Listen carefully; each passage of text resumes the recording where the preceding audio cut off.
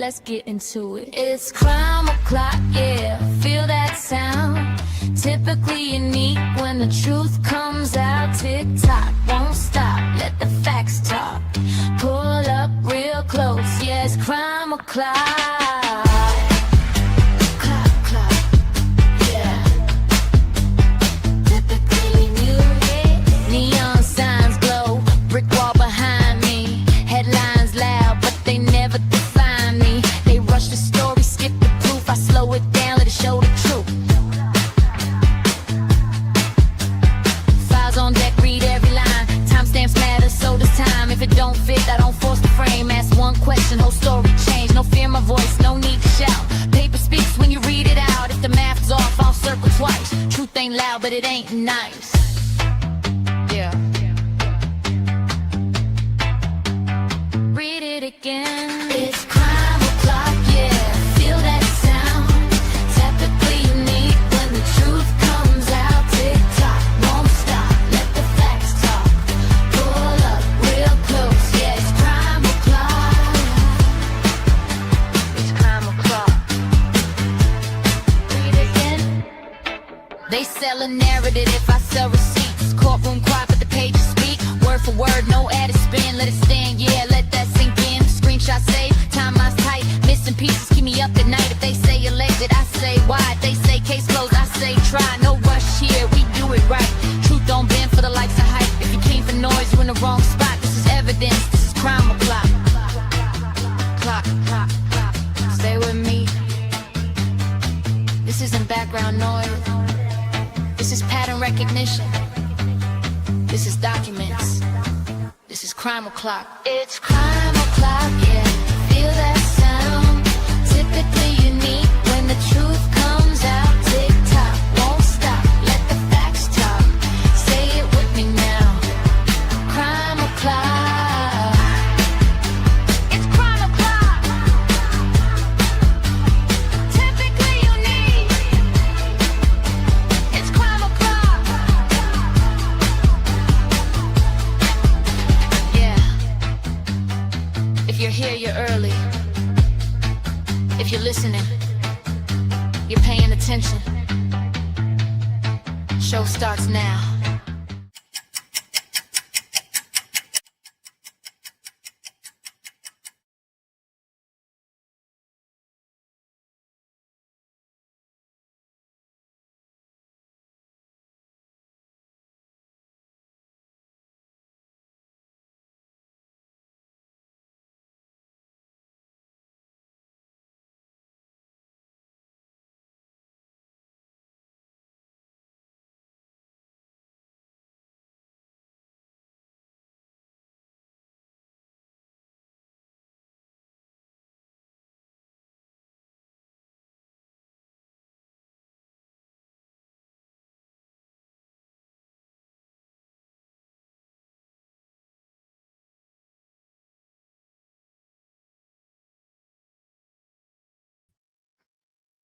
Welcome back to Crime O'Clock on Typically Unique. I had to go make sure my correct microphone was connected. So sorry for the blank screen. It's Friday. Happy Friday, everybody. Good to see everybody today. And oh my gosh, I have a timeline for us today. So I spent all last night tracking everything I could find about everything Xana and Ethan, from the book, from documents. There's a couple things that I'm sure I probably still have to go back and add, and that's why I like to do this with you, because I know you guys usually know more, can share more. You have things to share also, so it's a group effort. What is this telling me? I got some kind of message there. All right. Okay. Where do I start? Last night I posted a quote that Brent Turvey had responded to Ann Taylor. So let me share this with you. Thought we could discuss this real quick. I wanted everybody's ideas. What did he mean by this? So click on it. All right. So Ann Taylor put out her statement saying that Brent Turvey was under a, what did she call it? Non-disclosure agreement. He shouldn't be saying anything about the case. And so he responded, and this is from that news article that came out about it. But here was his quote. I couldn't possibly guess what's in her head, he told the Statesman. So this is the article from the Idaho Statesman. You'd have to ask her to be specific. And if she's too specific, she can get herself into a lot of trouble. So there's two parts to this. What would be the specifics, do you guys think? What specifics is he talking about? And what trouble could she, as the defense, get into? What do you guys think about that? Tomboy's jumping in right away. If she's specific about what he talked about her knowing. Oh, so like, is he implying she knew the information before the plea deal and she went ahead with the plea deal anyways? I mean, I know it's not her decision, it's Brian's. What if she didn't share that with Brian? I hate to make those types of, this is alleged, my opinions, speculating. I'm not saying anybody did anything. These are just concerning statements coming from both sides of this. This is someone's life we're talking about. And these two are out here like they're having a playground, elementary school playground fight. Like someone's life is at stake. Hey, Christy. I saw you guys, Christy had dropped a new interview. I started watching it. I got to go back and finish it later. Of course, you don't think Anne wanted to plea, okay? If he is saying, Twiz, that he told her about, hey, you've got these arguments here, clear evidence that like something funky went on.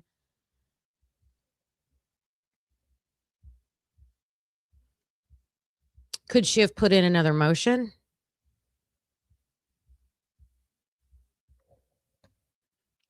This might be Anne's way of verifying his information without verifying. I mean, the speculation goes both ways. I'm not really taking a sign. I'm not an Ann Taylor hater. I'm just trying to figure out what's going on. This is ridiculous. This is ridiculous. Do your job, do it right, and do it fairly.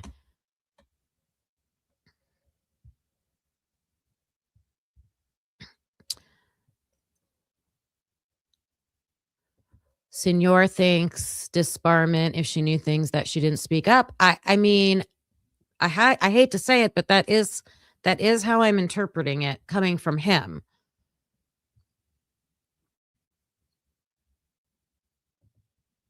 If she reveals information that isn't public, I mean,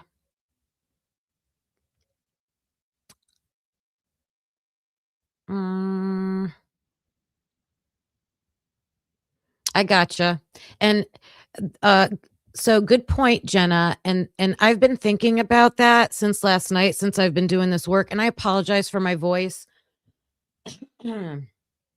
I got something going on. It always gets worse the more I talk on here, but it's like, you know, allergies and sinuses and stuff like that. I'll try to mute if I have to clear my throat. The whole time I'm like going through this timeline, all I kept thinking about is What's missing? Why don't they have this? Why don't we have this? If we had this, this would be so much clearer. You know, we don't need to have it, but they should have had it. And I'm talking prosecution and defense. And I'm sure the prosecution had it. Well, I should say law enforcement had it. I'm sure law enforcement had it. And, you know, everybody jumped down Chris Whitcomb's throat when he said, you know, law enforcement did a fabulous investigation. He could have been implying they collected evidence. They collected the evidence. The evidence is there. They just either maybe didn't turn it over. Whoever, like, after they did that is when maybe the, you know, funkiness started. So I keep calling it the funky bunch. They're the funky bunch over there. Hey, Christine Hurd. Okay. Let me say hello to everybody. G Bean. Hello. I said hi, Christine. Lucy. The irony is not lost on me. How now? All of a sudden, Olivia, Viv. Oh, I don't want to say names, but I can't. I know who you're talking about. I can't. They all want to take Ann words as gospel. They need to do better. Well,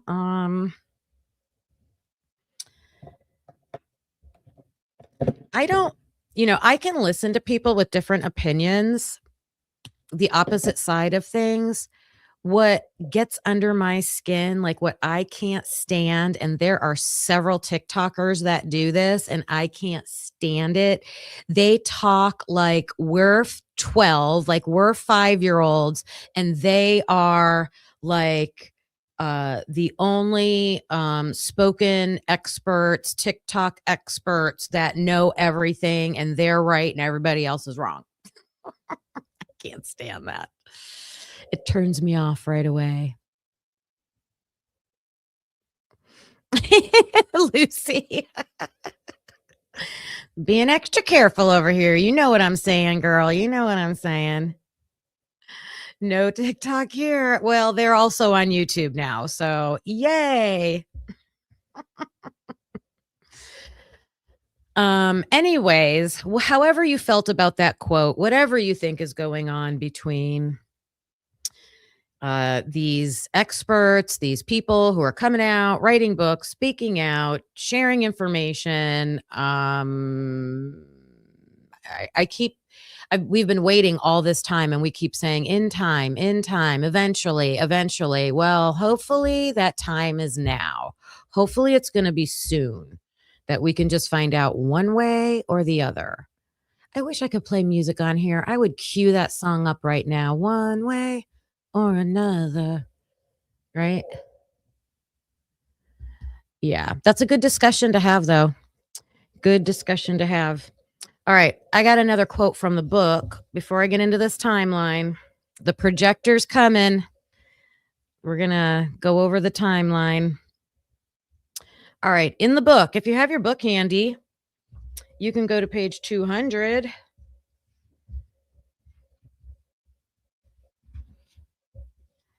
And there's 200. All right. This is Turvey.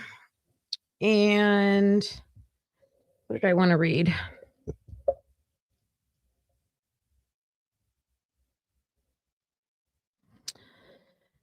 Okay. So here's more about what he has to say about Ann Taylor in the book. Okay.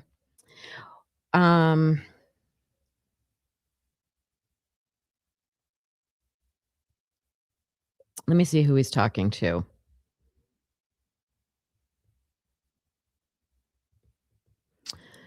Someone's asking a question, and he's saying he knows the answer to it. Let me get the context for you. Hold on. Oh, here we go. How did Brian Kohberger break into the house at 1122 King Road sometime after 4 o'clock in the morning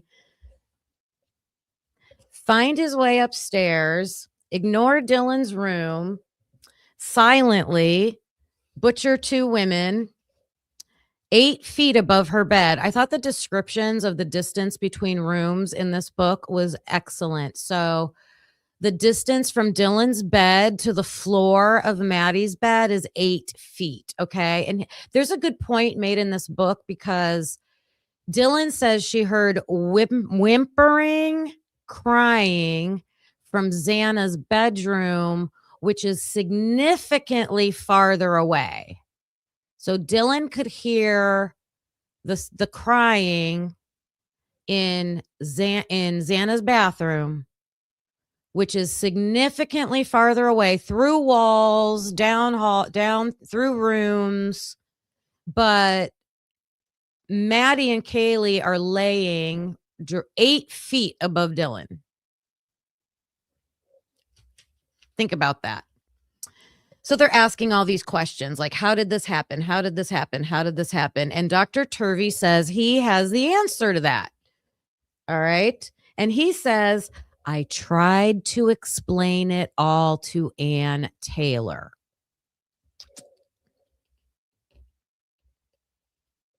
See, I think there's something funny going on here in this case with if Ann Taylor, like she wouldn't, even like look with Ray, they went right up to the line. They went right up to the line about the FBI in the back door. But they gave an out. Carlos and I talk about this all the time. Ray gave an out because if you go back and read the transcript of his testimony, he says they knew or should have known. And when you say should have known, then you're not accusing them of knowing. So he gave himself that little bit of out. So these are all my opinions. These are my thoughts. You can disagree with me. I'm just sharing this thought pattern. But what if they know it? The defense knows it. They did, Lucy. They did.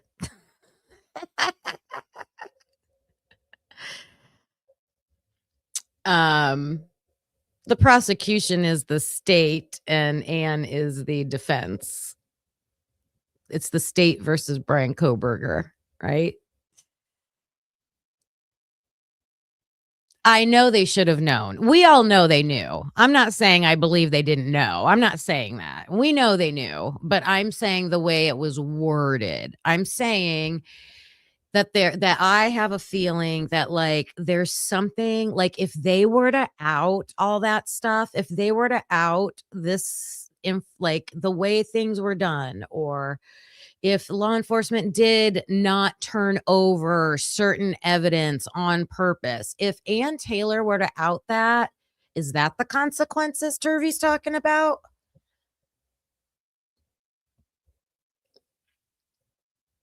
Like, I don't necessarily think he's against her.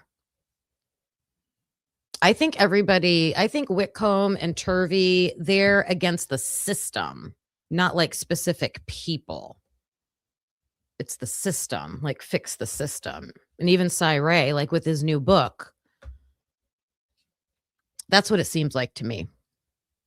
So he says he knows the answer. And then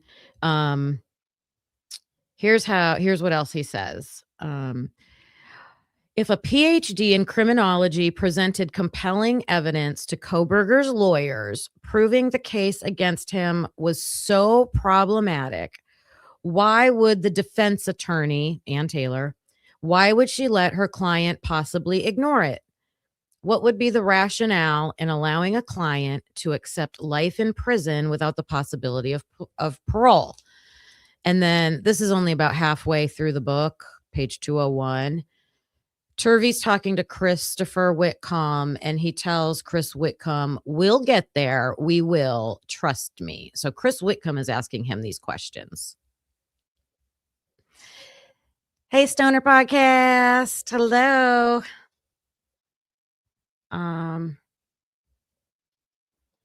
So I haven't got through the whole book yet. So hopefully it's going to get there in this book. You can let me know if you read this book. Did they get there? Does he explain that? There's a little teaser for you.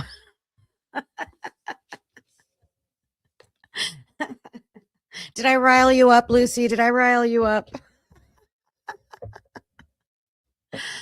Hey, Ro. Hey, Senor. I didn't get to say hey to you. Panda hug to you. Good morning. Good afternoon. Love and Other Habits. They were lying about not being able to know. Oh, it's a good one. Looking to see who else I can say hello to. It can be heard. Hello.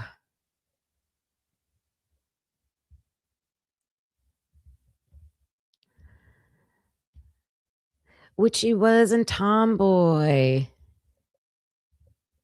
Hey. All right. Hey, Mike. All right, here we go. While I was going through this timeline, I told you that I was like, oh my gosh, like they have this. So in this timeline, they clearly used some type of data from the Jeep Explorer that belongs to the Chapins. Very clear because they timestamp it in the book on that chart that's in the book, and they say it's from the, here, I'll tell you exactly how they word it. And because of that, I was like, well, where's the other like digital data? Why couldn't they should have used all these people's phones, right? There's some big holes that I found, you guys. There's some big holes.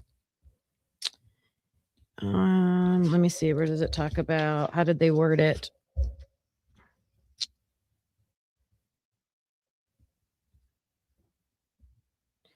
It says,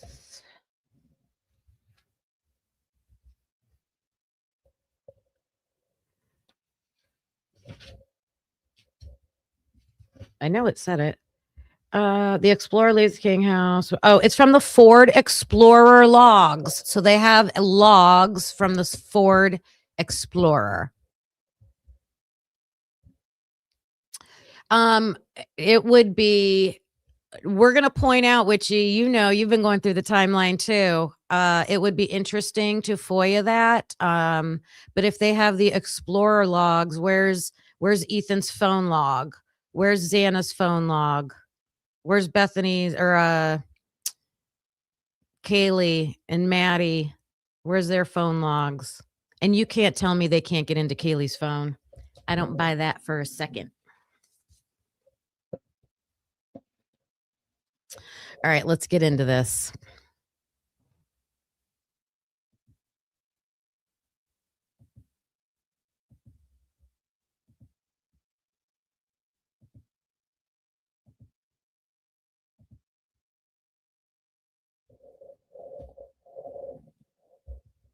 Make sure it's showing up.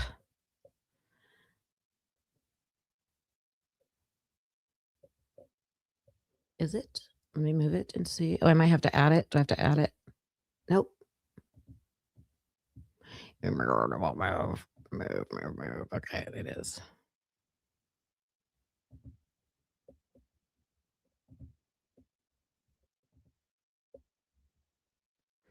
I don't want that. I clicked on it accidentally. Okay, get off. I don't know all the tools on this. I don't know why it's so small. No, I don't like that.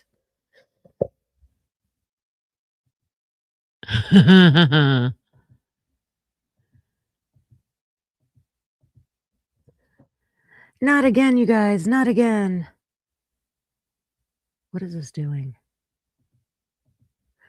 All right. Stop sharing.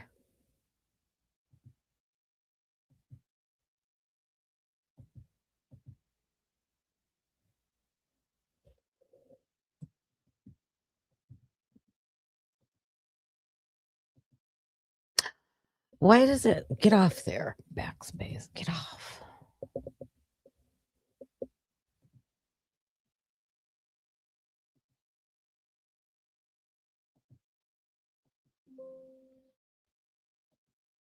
Give me a second. All right, I fixed it. I'm learning. Sorry about that. All right, I fixed it. I'm not going to write this time. I have it all written out, and we're just going to go over it. I'm going to show you a chronological timeline. Where were Ethan and Xana? The whole day of the 12th, the whole night, based on what I could find so far, and looking at both of them side by side at the same time. Okay.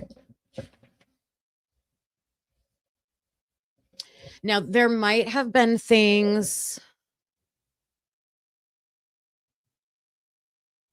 that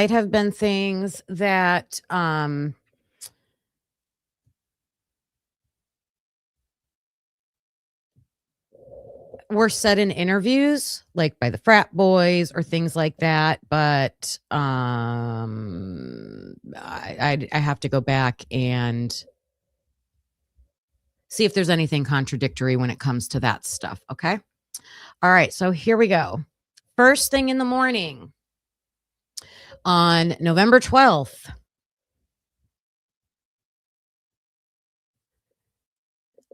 11 a.m. to noon, Ethan is home with Bethany, just the two of them. Okay. And Xana is with all the other roommates at Taco Bell. The chart in the book says they were at Taco Bell. Other interviews have said that they got alcohol and Taco Bell. So if you think about what we saw in Xana's room, all that Taco Bell that's in her room, you could infer, it's probably a good speculation, that that's from the morning. That's from noon. Okay. All the Taco Bell wrappers would be from noon, because I know we had questions about that. Okay. Then supposedly they're pre-gaming at their own house from 12 to anywhere from 2:30 to 3. The girls are getting ready. People come over. And the next thing, and this is all coming from the chart in the book. Okay. Because it has things that we have not been able to see. It has names we have not been able to see. Okay. It has apartment numbers we haven't been able to see. It has addresses we haven't been able to see. So unless we can fill in anything different from noon to around 2:30 to 3 o'clock in the afternoon, anybody going anywhere. And I'm only looking at Ethan and Xana. So I'm sure that's when Maddie took off and did her thing, but I'm only looking at Ethan and Xana. So Ethan and Xana must be at the house. From 2:30 to 3, it says that they both go to that Kayla N, however you say her last name. It looks like Nugent or something, but Kayla N. They go to her apartment, 621 Taylor. Both Ethan and Xana.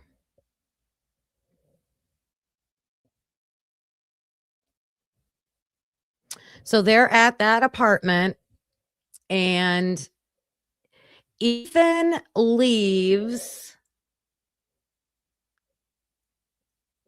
We know that we have a time for Xana. We don't have a time for Ethan. So the time, according to, I think this is according to Bethany, because Bethany has a picture, right? Supposedly. It's Newen. That makes sense. Kayla Newen. Xana and Bethany are together a lot this night. Is anybody surprised by that? Xana and Bethany, they leave at 3:48, and because Bethany's got all these photos, right? But all we know is that sometime before they left, Ethan left. but we don't know where to go where. So they're only at this person's house for either less than an hour and a half, somewhere around there. That kind of stuff is estimated.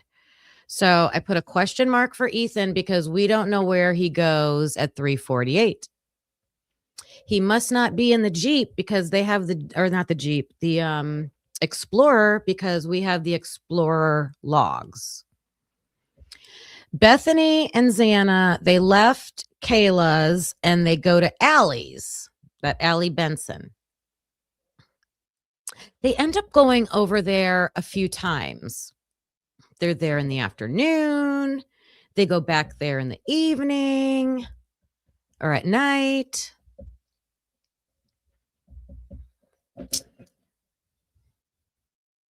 All right. At 4:51, and aren't these weird times? Like, we know 3:48, and it's because Bethany's doing everything off her photos, right? And if you want me to double check, so on this chart, it will say where the information comes from. So any of you that are questioning anything, let me give you an example. So Kaylee N's information comes from Rosinski's MPD report number 19. Okay. Oh, I made a note here.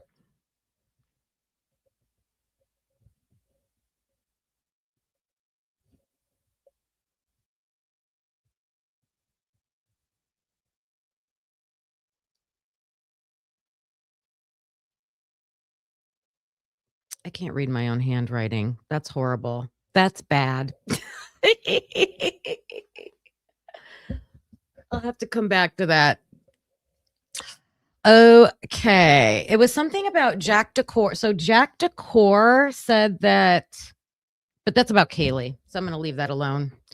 All right. 4:51, very specific time, because again, Bethany has these photos and Bethany said they leave Allie's and they go back home. Right. Let me make sure. 4:51.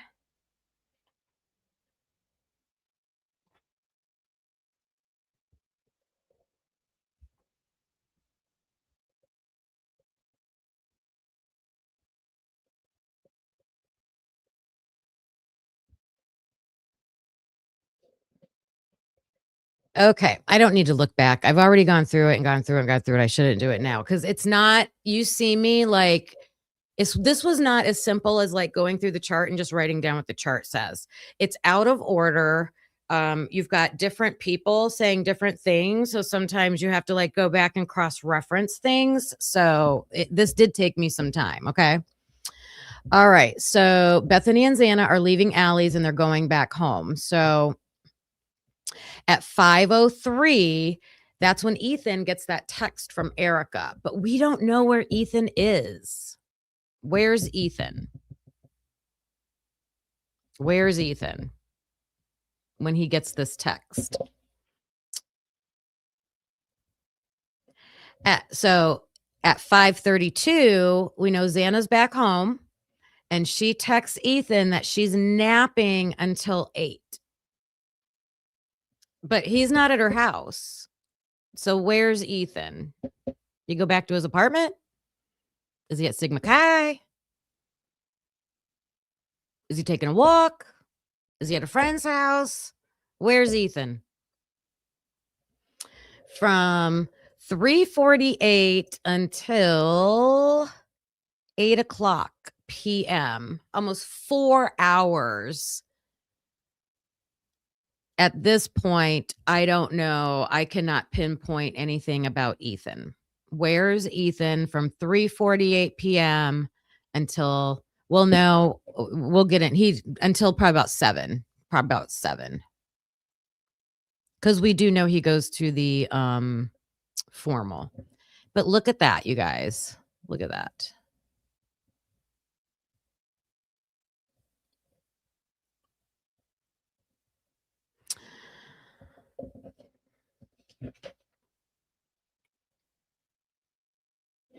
So from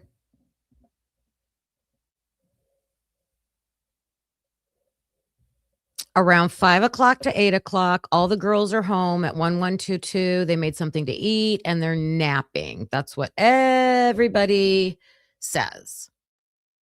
Don't know where Ethan's at until 7:19 when the explorer leaves the house. And in the book, they say that they're assuming. So it doesn't even say for sure. Wouldn't Hunter and Maisie, this is what I don't understand. In the book, in this chart, I should say in this chart, I have not read any or every single page of this book yet, but in the chart, they're assuming it's Ethan driving the truck. There were like 5 other people in that truck. They could have told them who was driving. Yes, Witchy, it says believed to be driven by Ethan. What did Maisie say? What did Hunter say?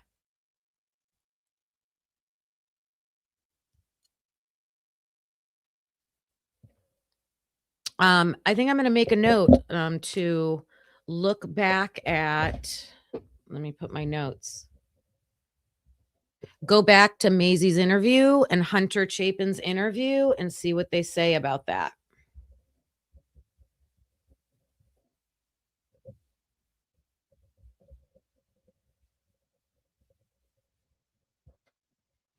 Right?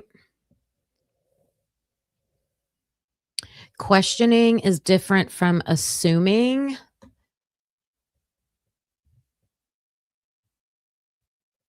Well, the way they wrote it, the way Witchy wrote it is exactly the way they wrote it. It says believed to be driven by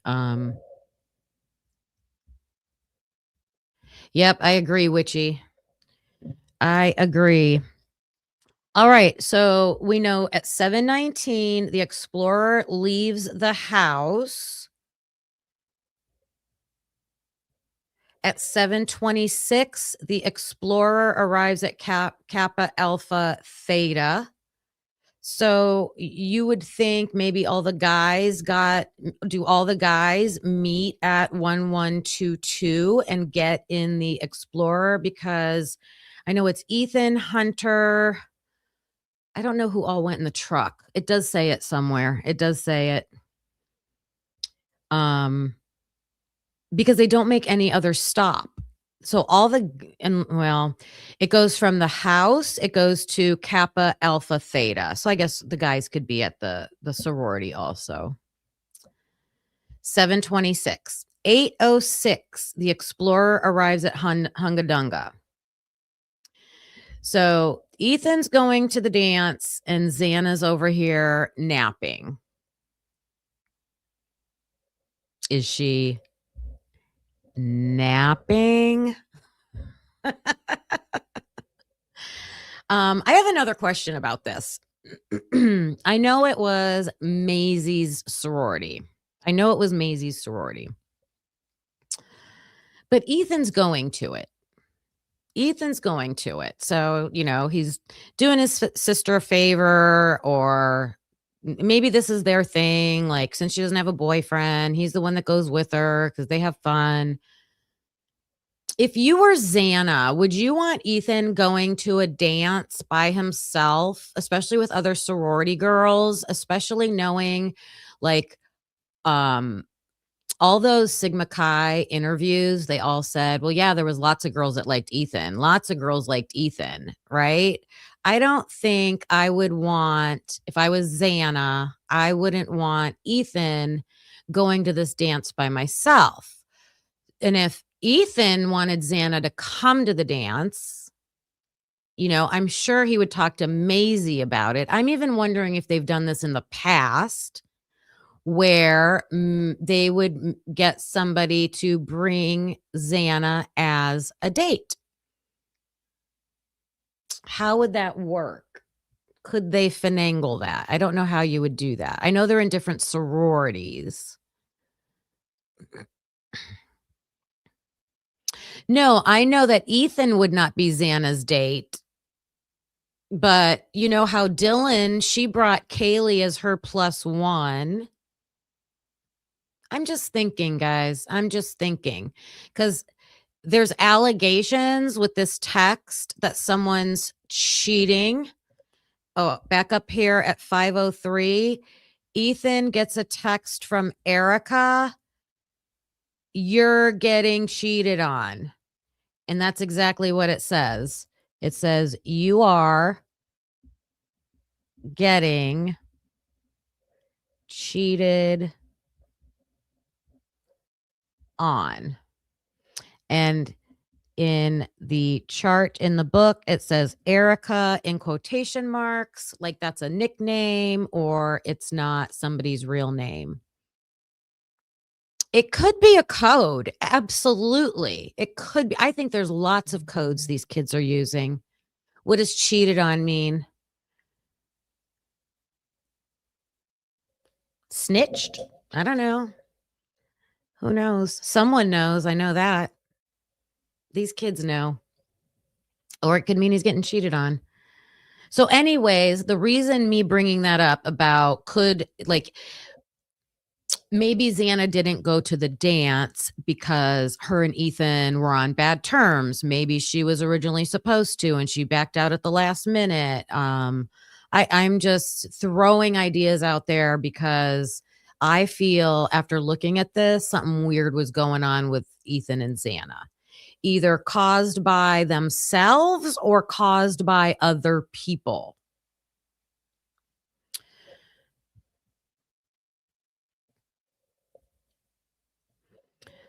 All right. So they arrive at the dance at 8:06. Ethan, Maisie, Hunter.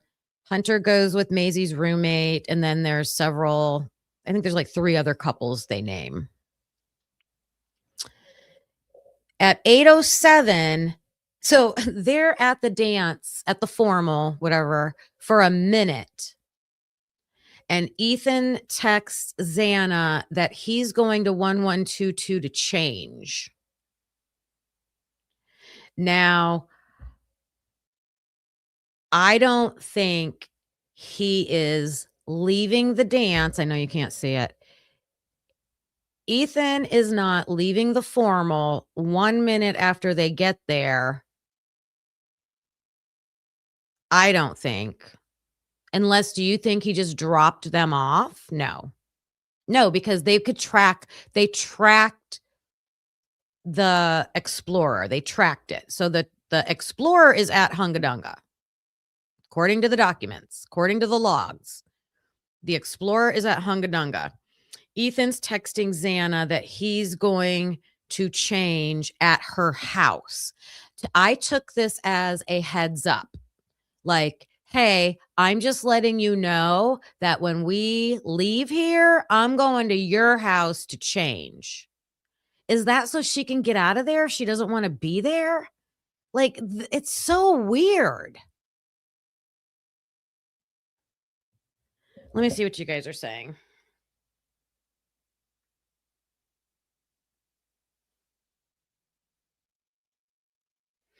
Panda hug. It seems like it, right? Was Erica at the same place Xana was and seeing her do sus stuff? I mean, Xana could have been anywhere between 5 and 8. Even later than that. Xana could have been anywhere.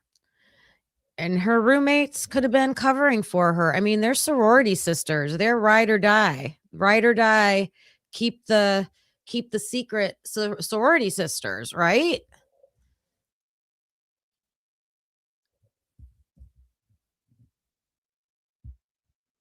It could be Momo's thinking. It could be letting Xana know, hey, this is, I'll meet you there. Yes, it could be that too. Meet me at the house. I got stuff. Yeah. Oh my gosh. If you're looking at all this stuff as like they know what each other's saying without saying what they really mean. Right. Stoner podcast. That's what I was saying. Like, what was Maisie upset about? Like, I don't know. I don't even know if I can speculate.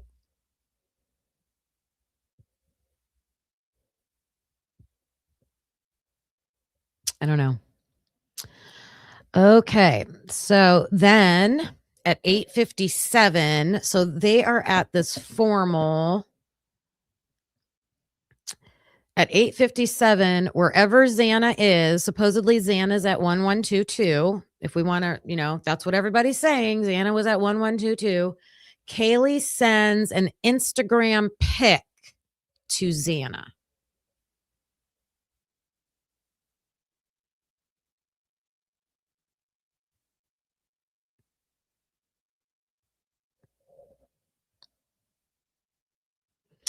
At 8:59, 2 minutes later, Maddie is texting Xana. Do you think Xana's at 1122?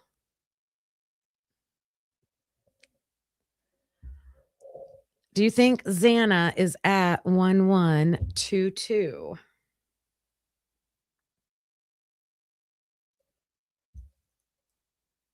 At meanie. With someone being a meanie. It does not sound like Xana was at 1122, does it? I mean, I get it. I text my daughter and Carlos all the time from one room to the next, being in the same house. I get it. There was no way for us to say definitively where anybody was, but we can sure ask questions. Did Maisie suspect or know Ethan was being cheated on? Maybe. Or whatever the cheated on is. Yeah. What if they knew like something was going on with snitching or someone getting in trouble with drugs or something being found out, or I don't know. There's definitely I am sensing a rift between Ethan and Xana. I am.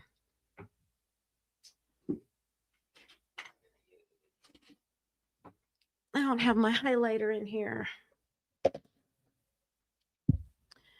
So let me just whoops.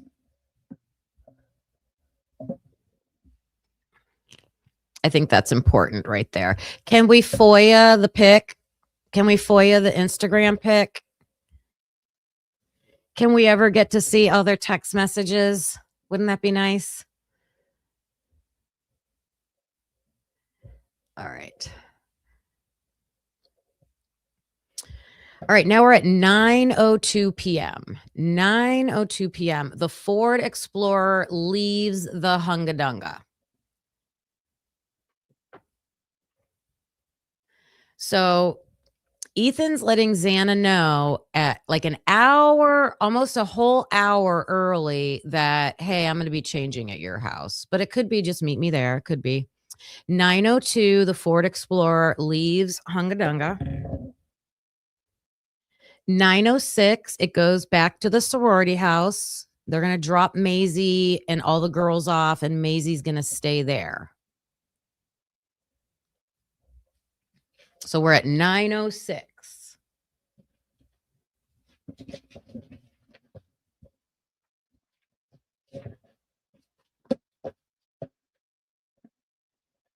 Now we go to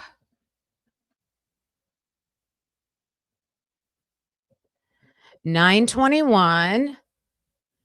The Explorer drops Maisie off and to go back towards 1122. Nothing about Xana. Nothing about Xana going anywhere else. So now we're at 9:20 p.m. Is Xana at 1122 this whole time? Where does she go? Could we please get her phone data? Can we get her phone location data? And why doesn't Christopher Whitcomb put that in the book? I mean, so far I have not come across that information in the book. And he has all the files. Can someone email him and ask him? Can someone email Christopher Whitcomb and say, Find Xana and Ethan's cell phone location data and tell us where they were. It's not in the book that I have seen. I haven't seen it. Christy's laughing at me. Like, please. You know they have it. This is why I cannot argue with the guilters, because this is so dumb.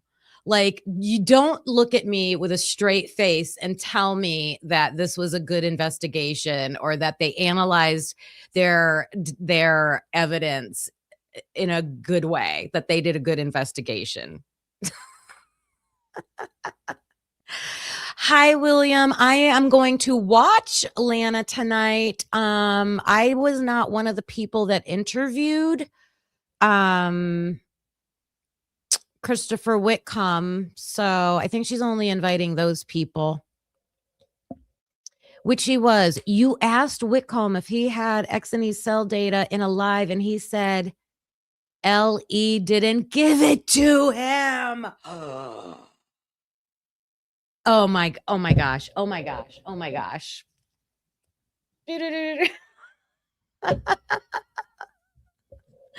What is going on? What is going on? I can't. I don't want to hear. I just can't even. Like I always said, oh, listen to both sides of the story.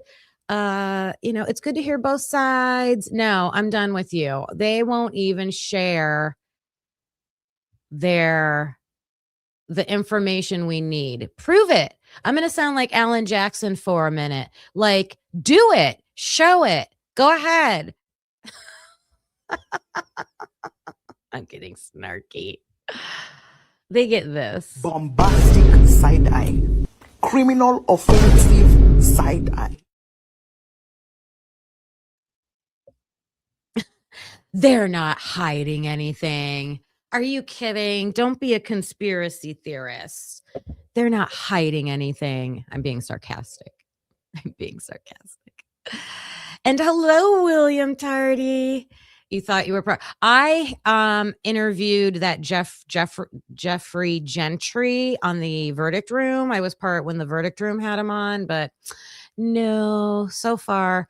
Maybe when if Dago does it, I'm not sure how we might do that. I mean, that's all him. So yeah.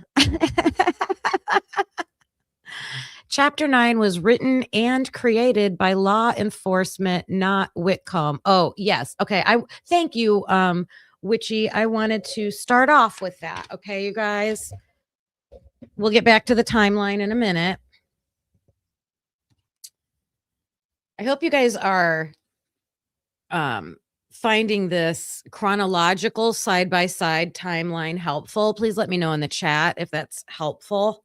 It helped me a lot. Okay, on page 232 in the book, that's where the chart, begins, okay? And at the top, it says, in November 2023, investigators with the Moscow Police Department and Idaho State Police, so both of them,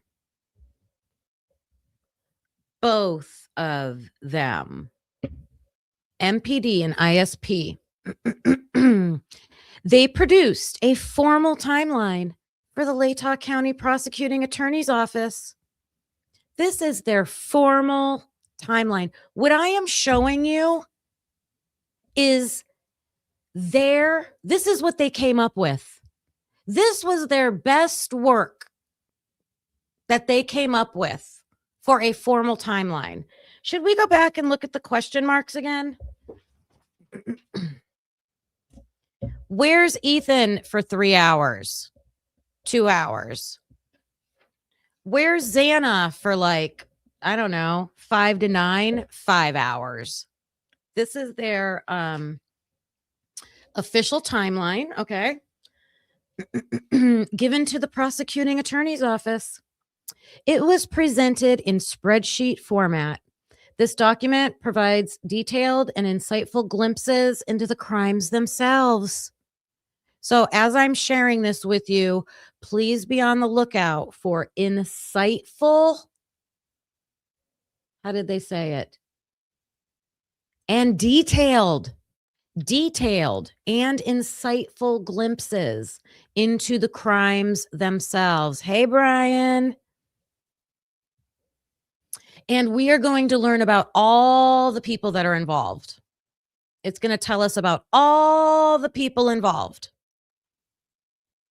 And that is from 232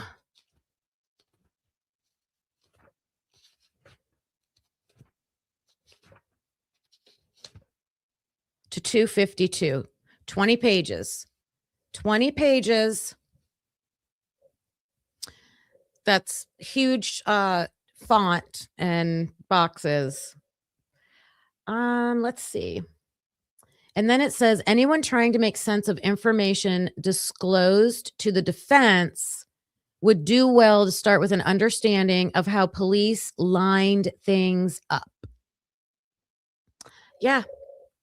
So he's saying if we want to try to understand what the defense did, this is what they got.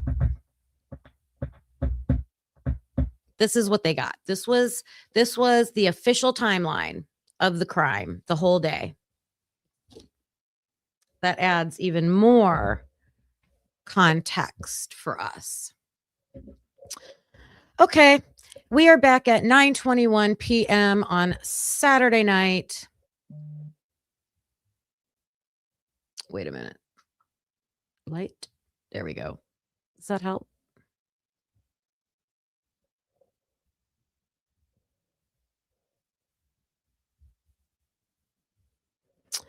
And when they leave to go home, the explorer stops at Sigma Chi. Is Ethan dropping off Hunter?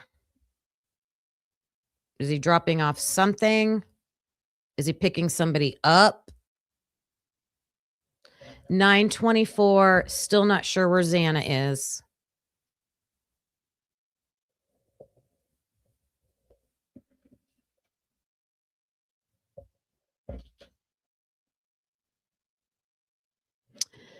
Two minutes later, Ethan gets a snap, or no, he Snapchats Hunter Johnson.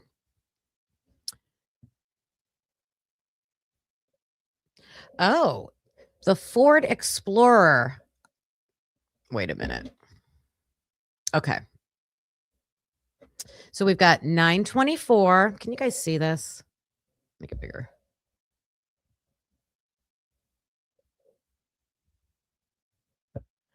We've got 9:24, 9:26, and 9:27.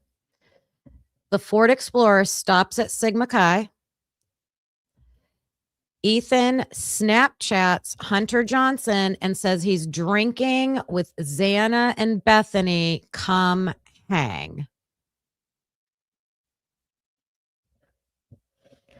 At 9:27, the Ford, I think Ethan texts people ahead of time. Like, I think he's telling Hunter that's what he's going to be doing to me, because he's still in the Ford Explorer and dropping it back off at 1122. So is this when he meets up with Xana? At 9:27, does he meet back up with Xana? Does he meet back up with her at the house or at Sigma Chi? Because in that chart, I don't have anything from Xana. Now, maybe I need to go back and look at Bethany's information and see if she says something differently. Hey, Leah, what are you saying? I listened to you. What are you saying? Xana is at Sigma Chi. Where did you get that from, Leah? Let me know where to look. This is according to the official timeline from Moscow Police Department and Idaho State Police. Thanks, G Bean.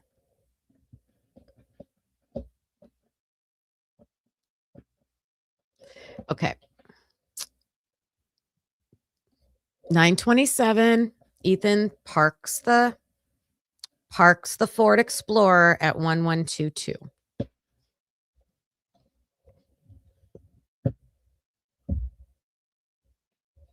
I feel like this changed. Why did this change? Let me go like that.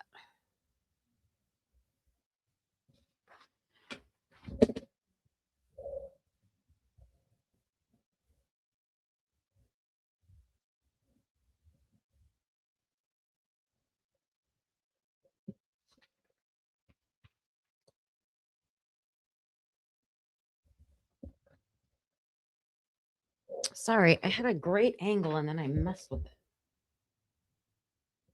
Okay.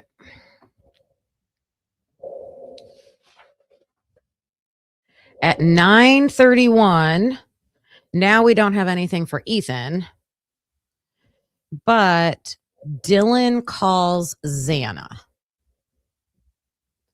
Now, this is going to be really interesting. I'm going to do one of these for Kaylee and Maddie, and then I'll do one just for Dylan, and I'll do one just for Bethany. So this will take us all the way up through next week. Leah, you got your book today. All right. So I think we will give more context to some of this after we see everybody, but I need to see it like in order and then like match them up. He explained what all four did that day and night, not a timeline. I know I've been coming across things. All right, so Dylan's calling Xana. If Xana and Ethan are at Sigma Chi, Dylan's also at Sigma Chi at one point, but I don't know when, but she's calling her.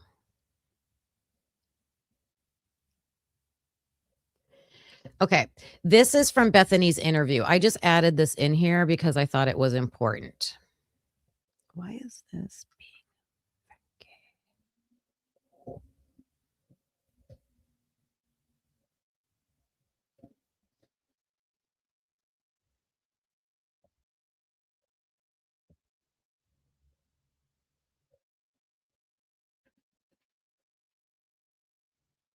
There we go. There we go. Okay, so Bethany said that Xana and Ethan after 9 o'clock. So after 9 o'clock, which is 9:30. Okay, this is matching up. After 9 o'clock, Bethany said that Xana and Ethan go to Pete's apartment at Sigma Chi. Hey, Kane. Hey, everybody coming in. Hey, Jen. Thanks, Jen, for dropping. You guys, please go join the Discord and go to our book discussion group. We can talk about key things that we're finding in the book and our thoughts. At 9:39 is when Ethan receives that being added to the Cougar Den text. And what do you guys think about that? Because I remember somebody talking about this and they were saying like, because WSU is the Cougs, right? So why is this called the Cougar Den?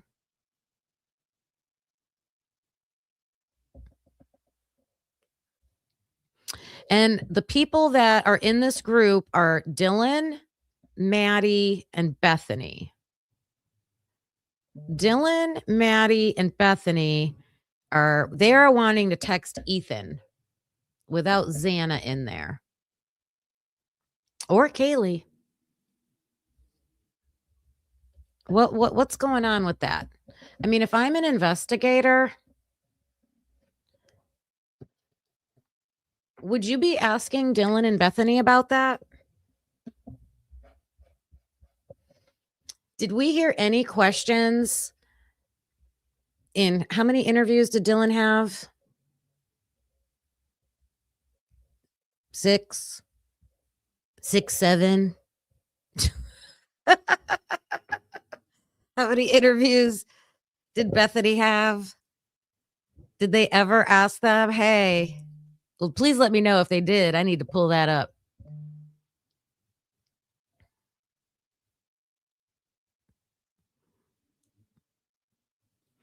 Kaylee has a friend named Erica.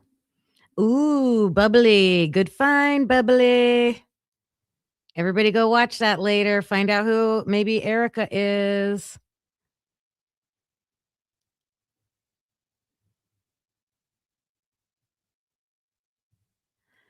Okay. I do not believe any investigator asked anything about what they were talking to Ethan about.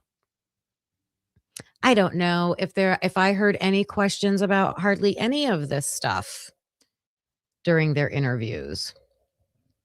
At 10:30 p.m., Dylan says, now this is according to Dylan, that Ethan is Ethan is at the Sigma Chi apartment 4. And I believe apartment 4 is Pete's.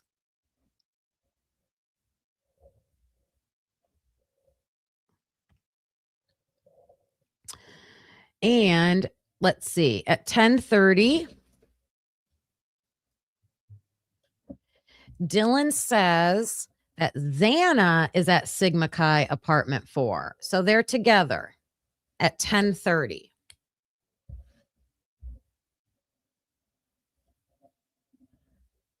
They're together at 10:30.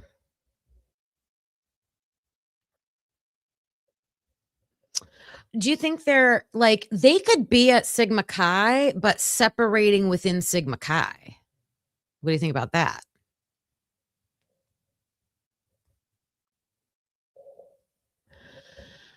What did SRB say? Some may have their own room, but some probably younger ones likely share with at least one other. Yes. What else did SRB say? Common areas. Yep. Check in your comments. How many rooms? Oh my goodness. I mean, I have no idea. Isn't there a video out there somewhere of Sigma Chi? I know I went looking one time and there are different all over the country. You can find like different sororities and fraternities. Like if they're trying to promote their fraternity, they'll do like a promotional video and they'll give a tour inside. I know someone did. Was it the sorority where they had like, I don't know, 30 bunk beds like lining the walls? It would look like a huge like fire hazard. Yeah. Those buildings are huge though, because they normally like, it's not just a house, it's normally like a public building that they'll get their hands on. Like I know some fraternities will like buy old elementary schools and they'll turn the elementary school into a fraternity house. Like they do stuff like that. Jake Ferris YouTube page 2023 walkthrough of Sigma Chi. See, you guys are the best. Thank you. It can be heard. I appreciate you. Jake Ferris. Someone screenshot. I got to write that down. Jake Ferris.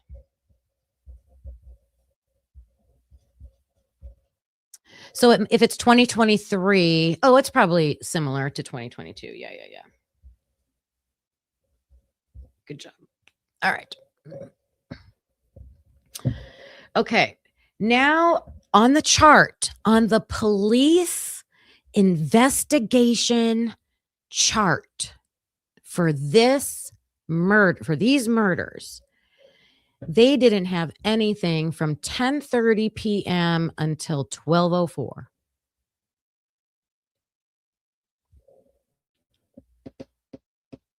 For Ethan and Xana. This is only for Ethan and Xana. Remember, there's a bunch more in that chart about a whole bunch of other stuff. I only pulled out what are they saying about Ethan and Xana.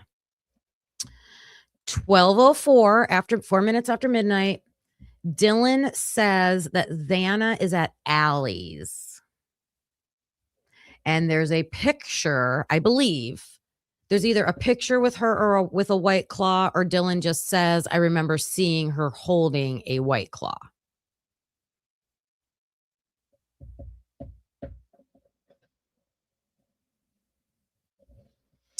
At 12:17, Bethany sees Ethan and Xana in Pete's room.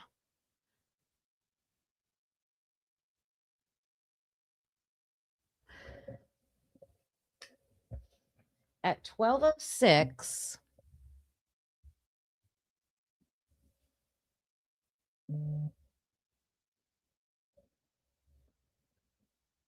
wait a minute. Let's do this. 12:04.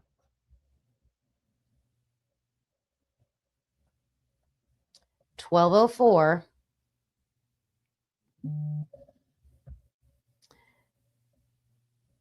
Xana's at Allie's, supposedly.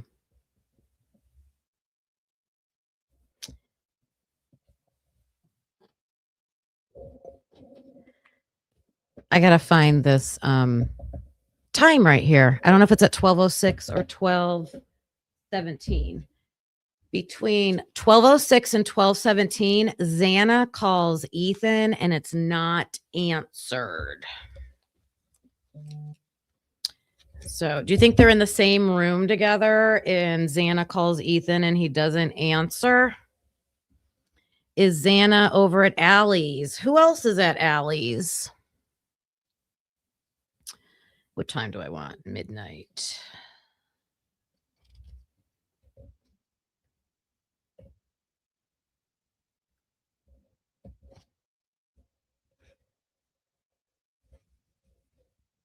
$12:16.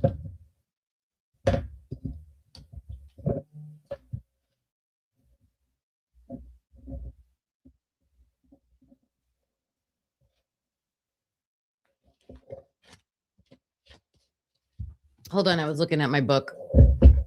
Looking at my book.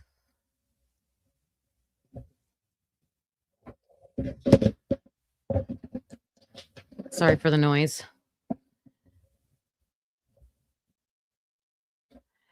At 12:16, Xana calls Ethan, but it's not answered. So is Xana at Allie's? She calls Ethan. He doesn't answer. 12:17, Bethany sees Ethan and Xana in Pete's apartment. Now, first of all, it's weird for Bethany to say 12:17 unless she has a photo, which Bethany usually does have photos. But these investigators have their phone data. We should not be seeing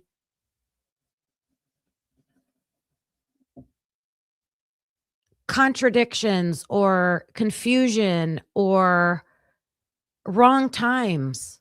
They have it. They have the information.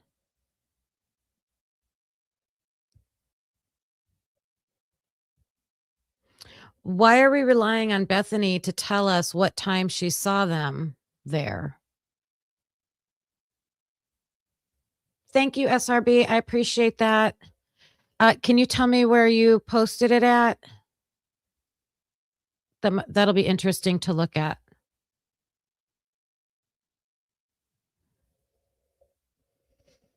I know, Leah. I feel like we all have this I always go back to the word narrative. We always have this narrative that was put out by the investigators, by the prosecutors of what happened this night. And that's why I like to slow down, look at exactly what they're saying. Thank you, Brian, so much. Brian just gifted a membership. I appreciate that, Brian. Let me get this. Let me get my studio going so I can see who got that. Another unique peep in the house.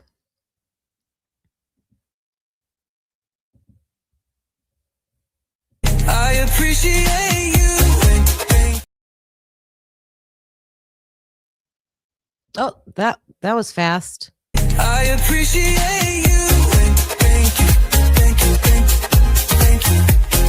Thank you. Thank you, Brian. If you got the membership, thanks. Thank Brian.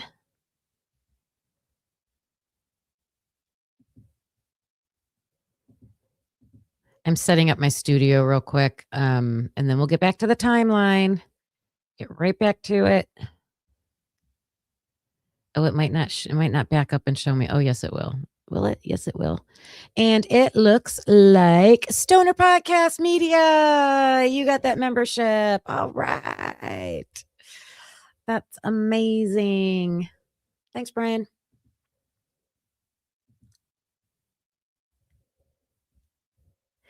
All right. Now it's going to get interesting. This is going to get interesting. We have 12:20. Xana texts Pistol Pete. What do you think Pistol Pete is? It's got to be, right? Ethan called Xana Little Noodle. Don't you think Xana would have a nickname for Pete? Pistol Pete? That sounds like something she would do. Do I know for sure? No. But I would imagine this is probably Pete. And supposedly Ethan and Xana are in the same room with Pete right now at 12:17, but at 12:20, Xana is going to text Pistol Pete, "You good? You good?" Why is she asking him if he's good? Are you good? I want this.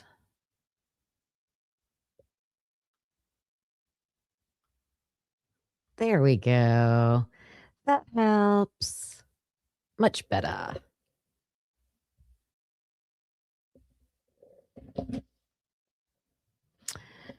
And right after that, you guys, 12:20, Xana texts Pistol Pete, "You good?" And at 12:43, Ethan gets a text from Erica, "You're getting cheated on." So 2 times that day. And think about the times. Let's go back to the times. The first time that Ethan got texted, "You're getting cheated on," was at 5:03. And that's the time when all the girls are back at the 1122 house napping.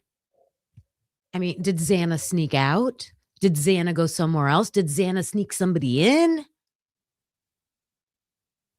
Are the roommates covering for Xana? Are one of the roommates snitching on Xana? I mean, I don't know, but something's going on. Something's going on. 5:03, someone, "Hey, Sleuther, happy Friday." My daughter was in the chat yesterday, Sleuther, and she said, someone said, "Hi, Ophelia Honkerton's mom." And I said, I know. Her and my husband are so over this goose. It is so funny. It's so funny. Thank you, Sleuther. I appreciate you. Clock it. So I gotta say thank you. Clock it.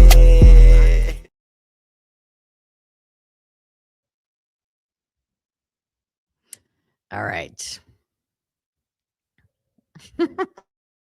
Anna texts Pete prior to the first Erica text to Ethan, not on this official timeline.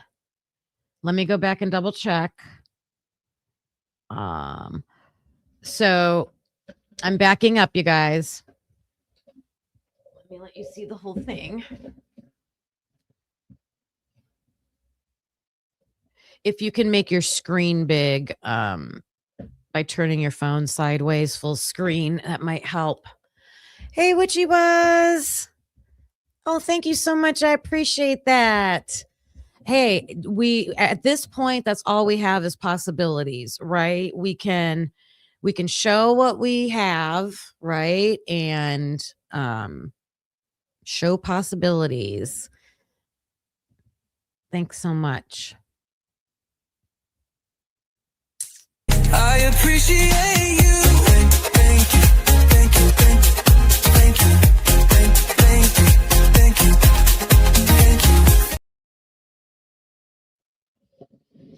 Okay, so I think it was Senor that was asking about earlier texts. So no, I do not believe anywhere from 11 in the morning till 5 when Ethan gets that first cheated on text.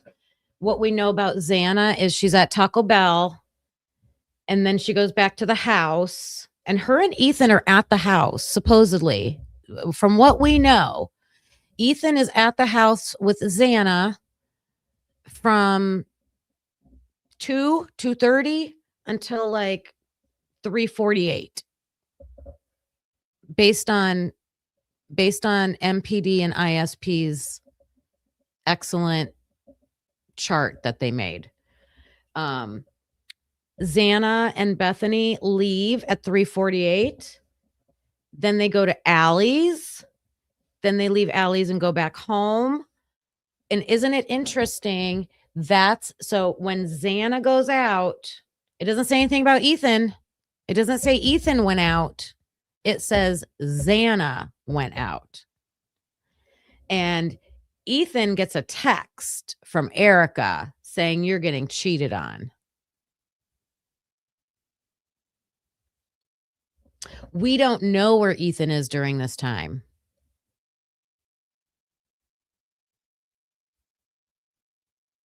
Oh, wait a minute. Let me back up. They did both. Let me back up because I missed this part. They're at home in the morning. Ethan's at home in the morning. Xana goes to Taco Bell. Then they both go to Kayla N's apartment at the Whites. They do all go there because that's when that picture's taken, right? They're all there. That's when the picture's taken. But when they leave, Ethan leaves first. Ethan leaves the Whites where that picture was taken first. And Bethany and Xana leave and they go to Allie's. But we don't know where Ethan goes, okay? That's where they split up. Becky, I do. It's on my top of my page, my YouTube page, but it's typically unique 143 at Gmail. Typically unique 143. It's not hard to remember at Gmail. Thank you. Okay. So it's interesting that it looks like Xana and Ethan are away from each other when Ethan's getting these texts that you're getting cheated on. That's interesting to me. So let's go back over here.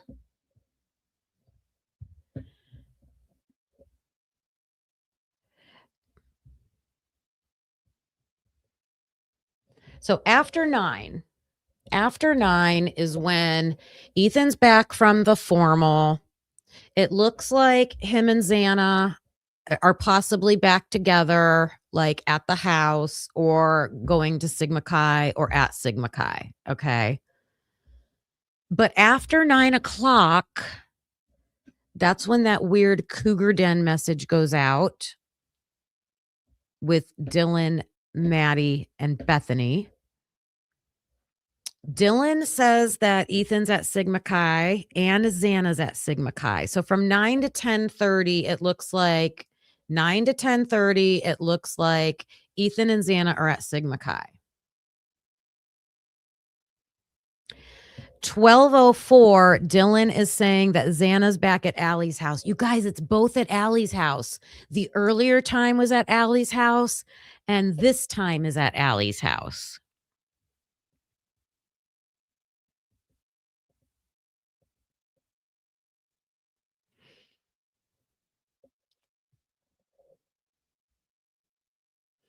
I'm not saying 100% Xana's cheating.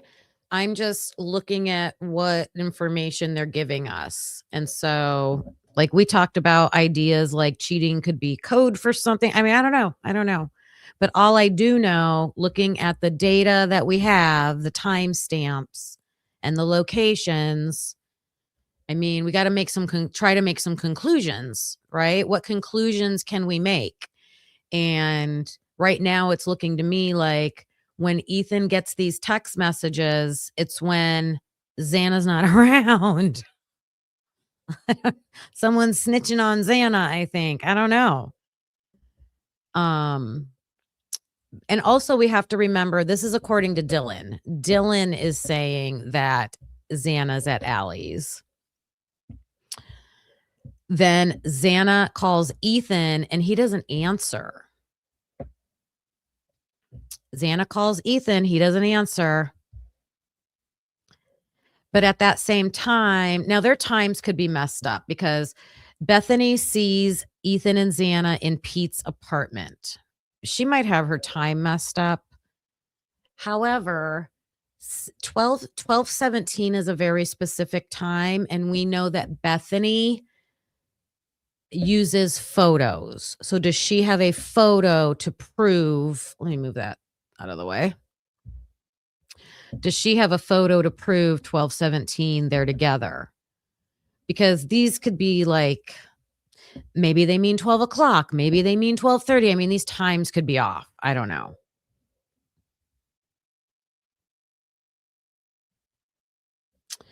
12:20, Xana's texting Pistol Pete, are you good? You good? And 12:43, Ethan gets another text from Erica, you're getting cheated on.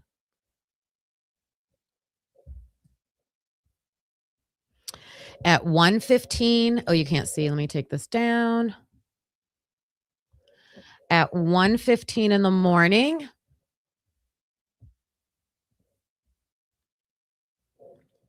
Xana calls Ethan and he doesn't answer. He doesn't answer. So let's do this because I think this is confusing. This is the confusing part. So let me help us out.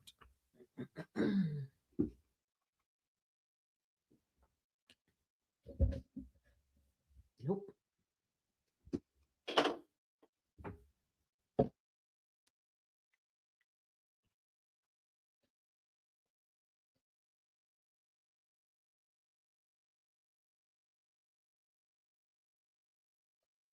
So this is what this looks like. This is what this looks like. It looks like after 9:30, Xana and Ethan go to Sigma Chi. That's what it looks like. Okay.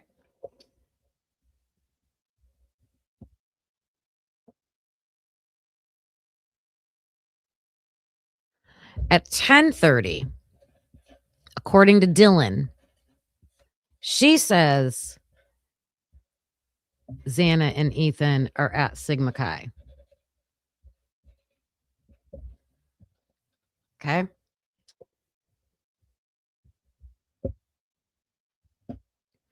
At 12:04,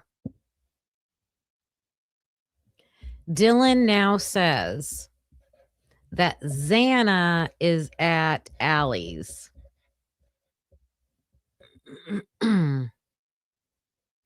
So it doesn't say what time they went to Allie's. It's just saying, well, at 12:04, again, this must be a photo because that's a very specific time. And what I was saying earlier is that Xana's been at Allie's twice that day.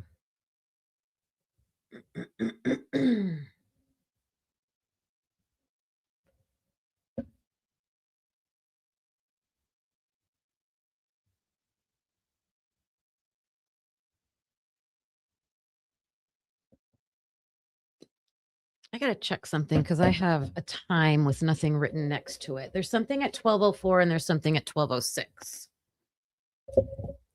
I'm telling you, I worked on this all last night and I'm like, don't make a mistake. Don't make a mistake. 12:04 and 12:06.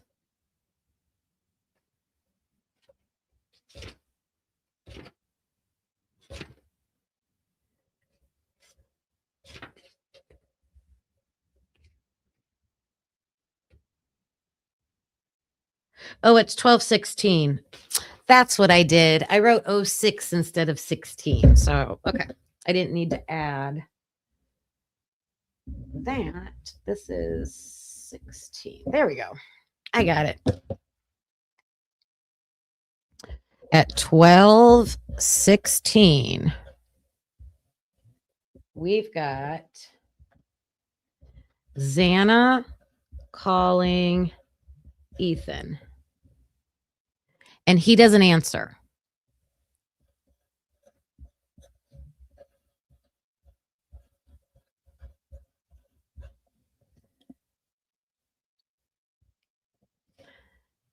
Okay.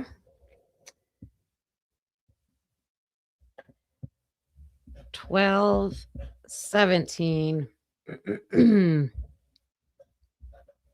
Bethany says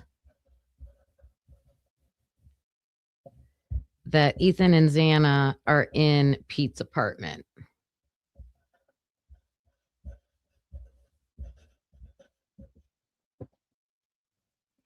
So this cannot be. Do you think?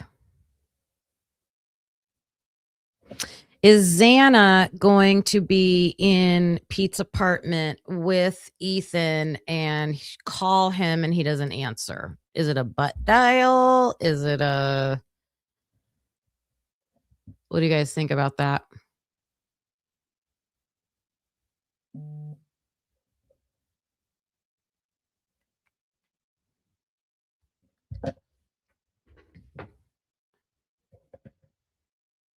So not sure about that. There's just a couple more times for Xana and Ethan. 12:20. Xana, she texts Pistol Pete.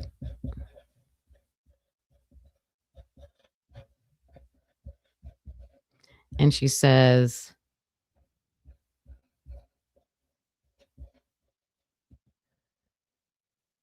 now, is this a question? Think about that, you guys. Is she asking, you good? Or like, oh, it would be you're good. Like, so it doesn't say you're good. It says you good. I don't know. Is she telling him like coast is clear? Or is she asking him if he's okay? I think you can look at that two ways. I know it's like, don't be a conspiracy theorist, Kim, but I mean, hey, we're investigating. We're investigating. So is this a question like are you okay? Or is this saying like you good, like coast is clear?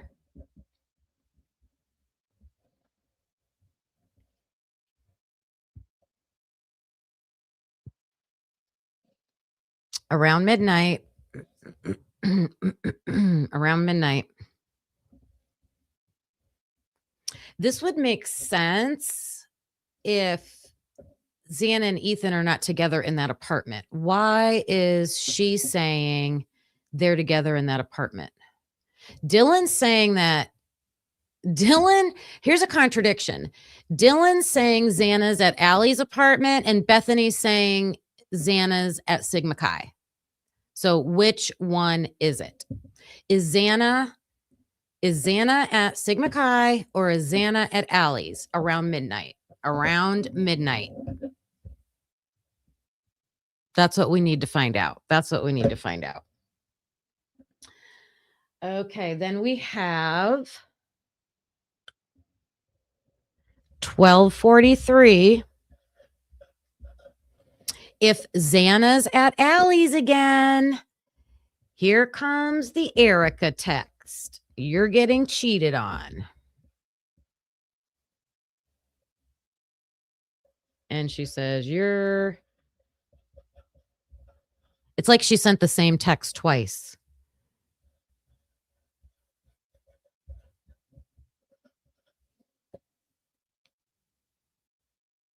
Is that a coincidence? Every time Xana's at Allie's, that message goes out.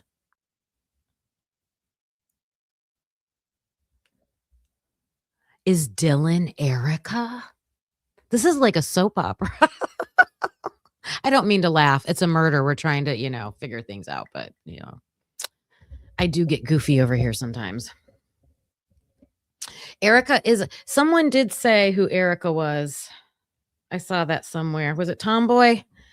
Tomboy, did you tell me who Erica was? Did I write it down? Let me see if I wrote it down.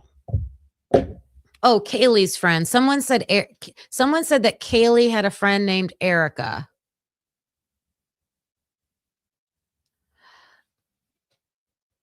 It's like Peyton Place or Peyton.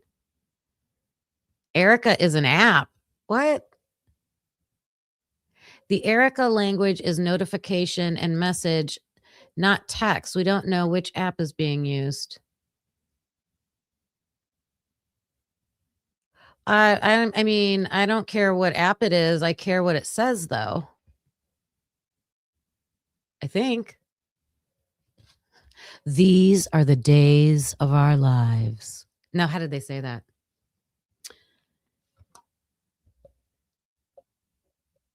I know someone shared with me that Kaylee had a friend named Erica. Erica is an app. Okay. Oh. Okay, I see what you guys are saying. Let me see what the book says.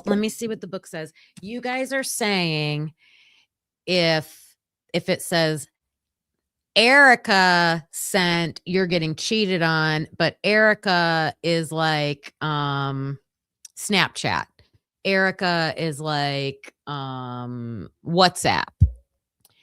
And the people in the group, one of those, it's either, so now we know it's either Dylan, Bethany, or Maddie could have been texting, you're getting cheated on from that group, but they didn't form the group. Wait. Let's see. What time did they form the group or invite Ethan to the group? What time did they invite Ethan to the group?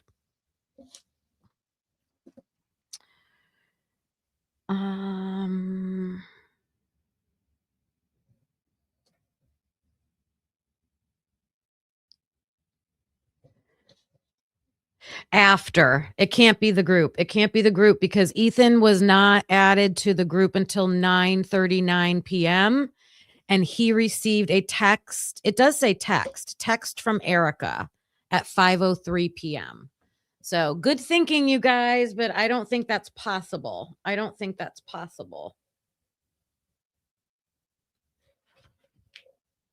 just going back to verify that it says a text.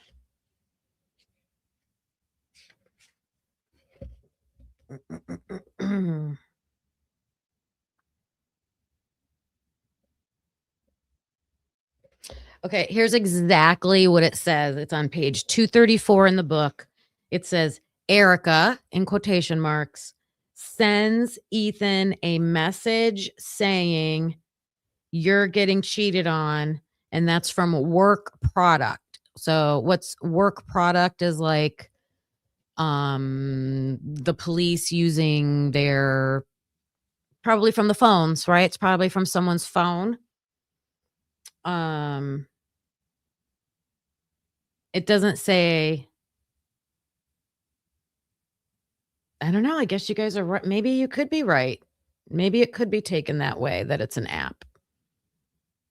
That would be like saying Snapchat sends Ethan a message saying you're getting cheated on. Does that make sense?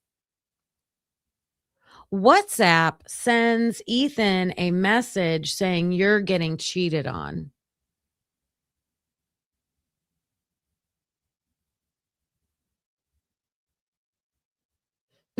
I know, Meanie. I don't think that's it. I just think I don't know. All right. We vetted that out a little bit. We're at 12:43 with that final message. I think a good main point here, though, is Xana is at Allie's when when Ethan gets these texts. I think that's important. Okay. Let's not forget that. Okay. Then we've got 1:15 a.m. and Xana calls Ethan and it's not answered.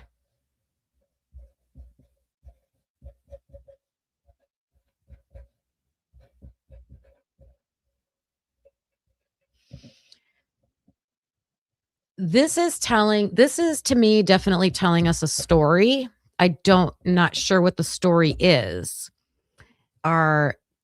We know these people lose their lives this night. Are they away from each other against their will?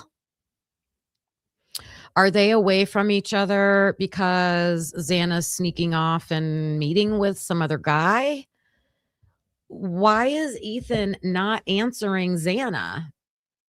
Is it because he knows what's going on? He's getting tipped off. Does he already have suspicions of who it is? Is he mad?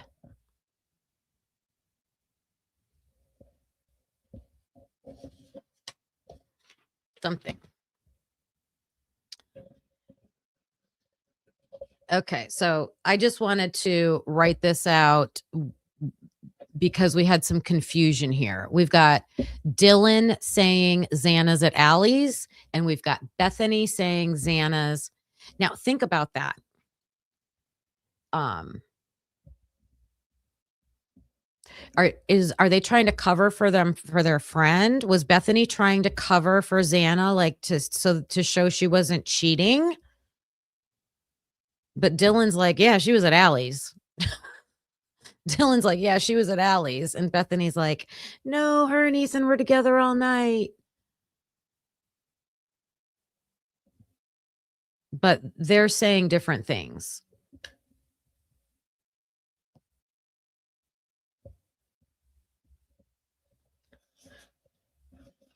They're saying different things. Okay, now we were at 1:15 a.m.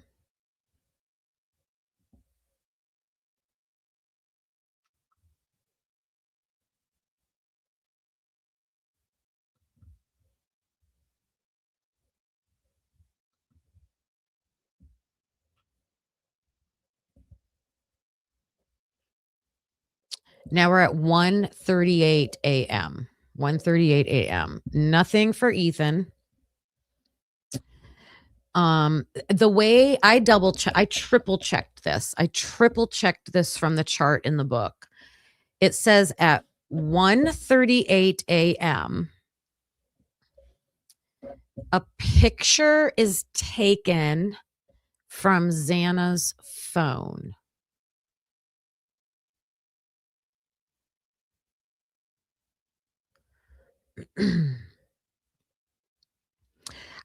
That is a weird way to me to write that. Why doesn't it say Xana took a picture of her White Claw? I don't know. Did someone take Xana's phone and snap a picture of her or something like that?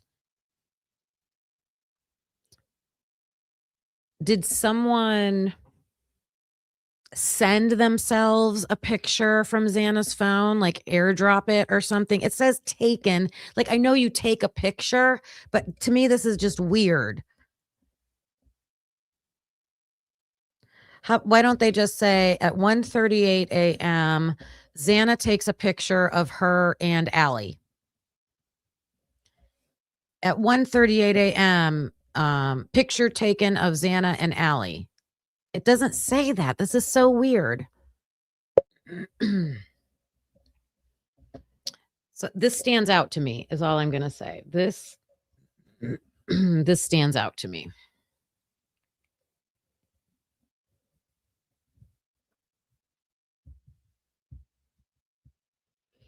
I don't think they were killed because of cheating.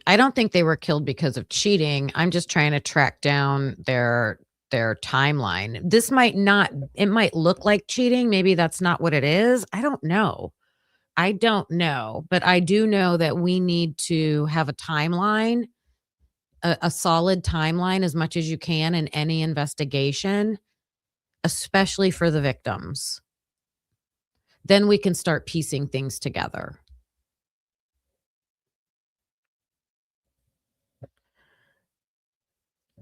At 2 a.m. So by this point, Bethany's home, Dylan's home, Kaylee's home, Maddie's home. This Jacqueline Bellevue, I think it's O because it's EAU at the end. Jacqueline Bellevue says that Ethan and Xana are at the Sigma Chi house, and she has a picture. This is the girl that took the picture of, was it Xana playing the guitar? I think this is the picture of Xana playing the guitar. Or no. She took a picture with Xana. She says, I have a picture with Xana, and we're at the Sigma Chi house, and Ethan's there with us, and it's at 2 a.m. And that's in ISP report number 10. Sorry, Brian. What I'm doing, Brian, is I am tracking only Ethan and Xana. Only Ethan and Xana, nobody else. And there's a new chart in the book, Brian, and it tells us all these times. So that's all I'm doing, okay?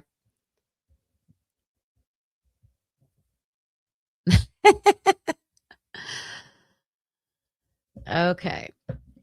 Then we have 201. Let's just throw in some new names. Everybody's losing their mind over Cooper Atkinson. Who is this person? Cooper Atkinson is very concerned about Ethan. 201. Cooper Atkinson. I wonder if this kid he must be a really good friend. Was he trying to like warn Ethan about something? Does Cooper Atkinson know something? Did he know something? Because he is calling Ethan 5 times on FaceTime.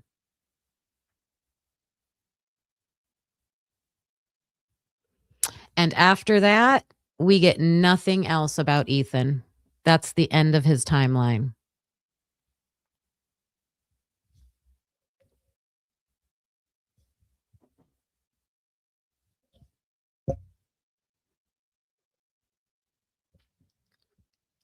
We need to find Cooper Atkinson. What do you guys think? What if they never interviewed him? They better have interviewed Cooper Atkinson.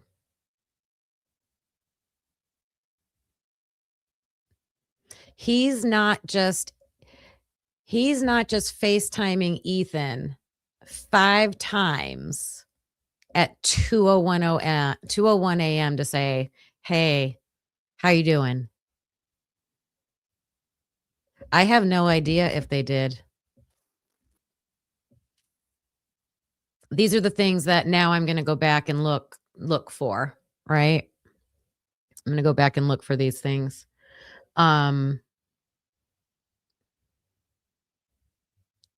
FaceTimes. Did you guys know that there was a party at the Whites and people were there until like 5 a.m.? Did you guys know that one of the apartments at the Whites is called the Rack?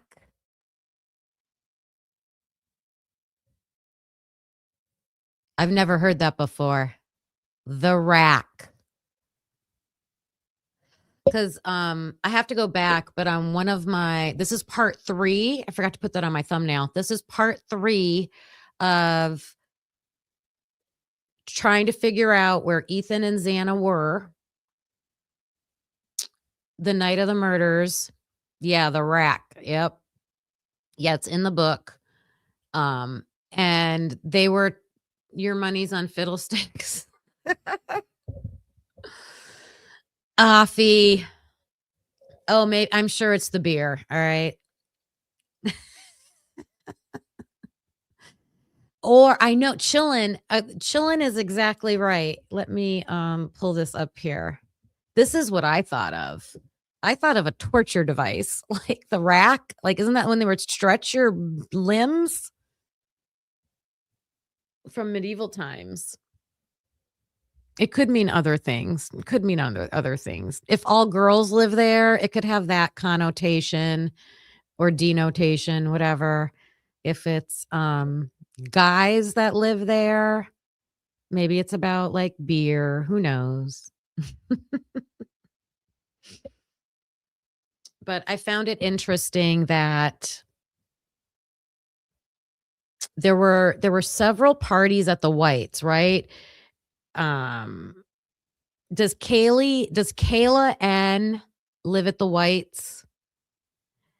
Does Allie live at the Whites? And if their apartment is not called the Rack, that's a third one. That's 3 apartments.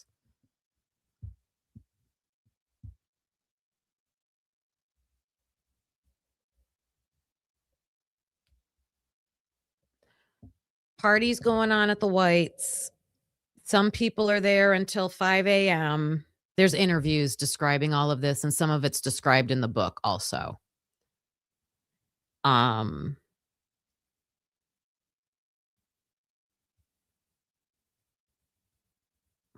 But Hunter, Emily, Josie, and Lyndon are at the Whites, and they just go to bed at like 9 o'clock or whatever time they went to bed. Right?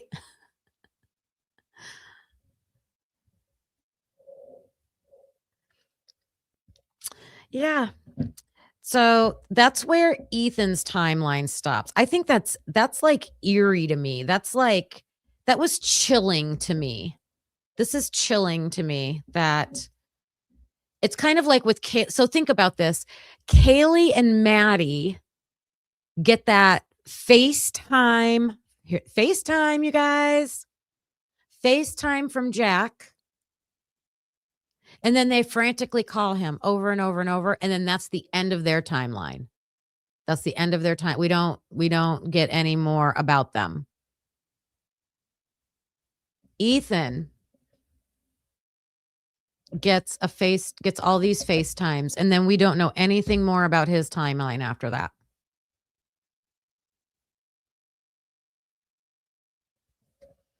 Now, Xana over here, this is at 2:15. Okay, let me see. 2:15 a.m. Xana orders her DoorDash. Based on this timeline we've done so far, do you think she's at home? Do you think she's at home based on everything on this timeline? I know one thing. I know the investigators know where she's at. They know where she's at. Why don't they put a timestamp on this?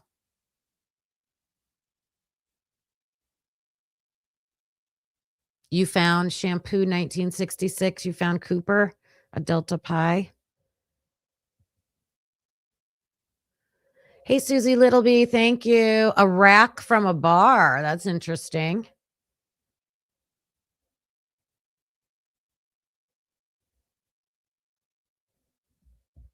Well, I don't think Xana and Ethan are together at this point, based on what the timeline is showing us. But we should be able to know where Xana is. Well, let's look back at our timeline.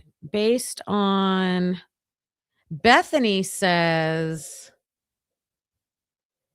this whole time until 2:15, Xana's at Allie's house, according to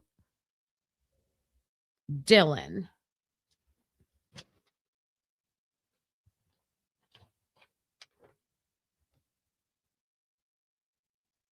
No.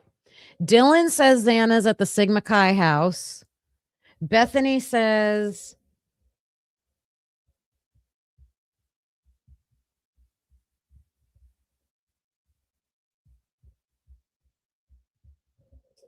hold on a minute. Dylan says Xana's at Allie's, and Bethany says she's at the Sigma Chi house. But she's not at 1122. No one has told us. I mean, no one has told us she left Allie's or the Sigma Chi house. Nobody has told us that. So she's either at the Sigma Chi house or she's at Allie's, because no one has told us she got home. Now we've got 3:51 a.m. Emily sends a Venmo to Xana for $14. Remember, this is about the time when Emily and Hunter and those guys, they woke up, right? They woke up in the middle of the night. They had an eerie feeling. They locked the door. They all sat in the living room together talking. Why at this time? This is at 3:51. Why at 3:51 a.m. is Emily deciding to Venmo Xana? Was it for food? That looks like food, doesn't it? That looks like a Grub Truck mac and cheese order. I think you could get like a taco or something from the Grub Truck for that. I don't know.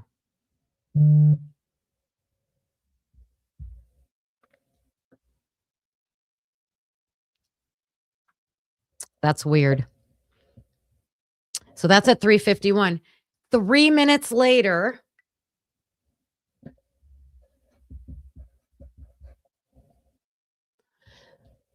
Xana messages the DoorDash, "Are you having trouble finding it?"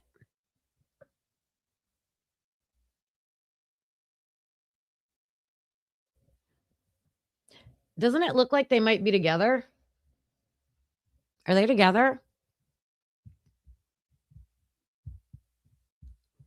We don't have anything telling us Xana got home. We don't have anything telling us Ethan got home. The last known whereabouts of Ethan is at Sigma Chi at 2 a.m. And the last known whereabouts of Xana are contradictory. One person says she's at Allie's and one person says she's at Sigma Chi. And we don't need to have any of these questions if the investigators used their phone data to track all this out. And some people will say, well, they did. They're just not letting you see it. Well, that's odd because Chris Whitcomb is saying this is what was in the files that he got, that the prosecution got. This is the official timeline. What I just showed you is the official timeline of Xana and Ethan, from my understanding, based on the files that Christopher Whitcomb said he saw. So if he's wrong and incorrect, then what I'm saying is wrong and incorrect. But we wouldn't have any way to verify it anyways, because we can't see any of the files because they're hiding everything. But in the PCA, it says everybody was home and everybody was in their beds by 4 a.m. in home at 1:45 a.m. Yeah. So we know how this goes, but you know, Xana or Emily's Venmoing Xana, that definitely looks like food. This looks to me like they're together. Is everybody at Allie's house? Did she stop over Emily? I mean, I don't know. And the last thing we know about Xana, and I wrote down 412 for the TikTok, because that is what's on the official MPD ISP chart that is in the book. So if this changed and we need to change that, because I know there was issues about that.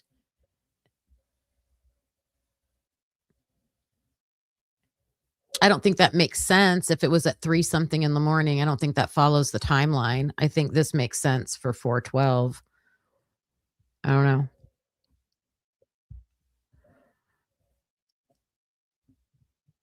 So the last thing we know about Xana is text messages to the DoorDash driver. She's on TikTok and we never hear anything about her again until she's found the next morning. There's a lot of holes, a lot of questions, a lot of blanks. We got to find out about this Cooper. What does he know? What did Cooper Atkinson know? Do you think Jacqueline Bellevue, do you think they asked her, like, if she was with Xana, what was going on with Xana? Was she at the Sigma Chi house the whole night? Did she leave? Do you think she was meeting somebody over at Allie's? Did she really go over to Allie's? I can tell you that her interview is not like that. Her interview is not like that. It's ISP supplemental 10.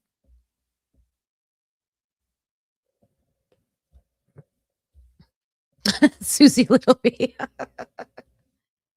I put a little asterisk here at the bottom because in the book, as you read the book, this is a spoiler if anybody doesn't want a spoiler. Plug your ears.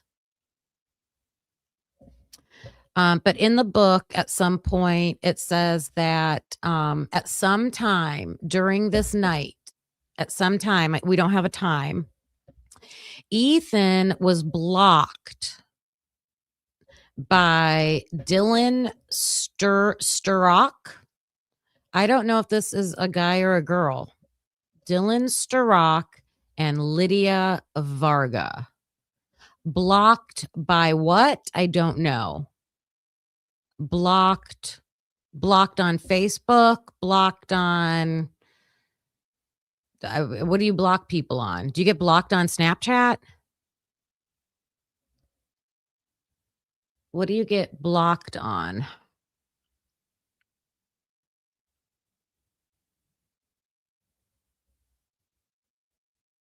I don't think these kids are using Facebook.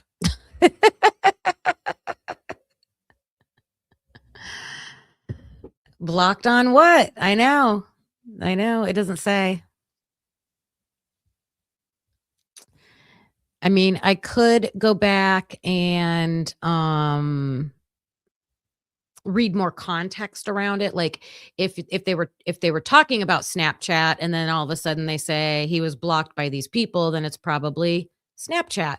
Instagram, you can get blocked on Instagram. Yep. Hey, Kathleen Bell. The source of the block is Ethan's phone records. So it could be any app. Hi, Kat K. Hello.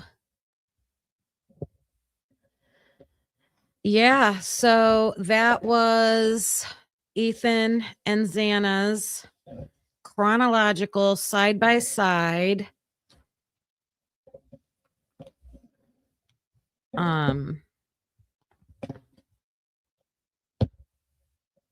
events of what happened, where they were on that day, November 12th into November 13th. There's some good information in there, raised a lot of questions. I am going to now go with this and try to fill in some other things. I forgot to see where SRB said she sent me that. Let me see. If I have the Sigma Chi tour of their house, we will look at that real quick.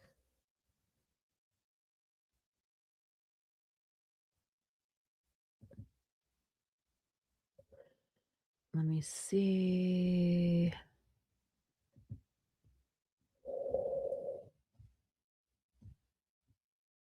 Oh, there it is. Thank you. Thanks, SRB, if you're listening.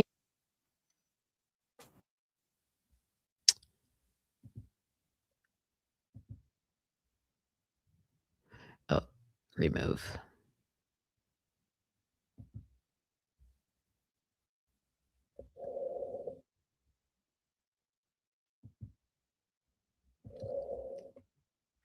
had to take my projector down. And we're going to look at, we had questions earlier about Sigma Chi because the timeline I was looking at looked at, you know, Xana and Ethan, they're in apartment 4. These kids go into these different apartments. It's like their bedrooms. Some of these kids have their own bedrooms. So we wanted to see what the inside of Sigma Chi looked like. So here we go. What's up, guys? I'm DJ Myers. This is Drew Giacomazzi. We're the 2023 Sigma Chi Rush Chair.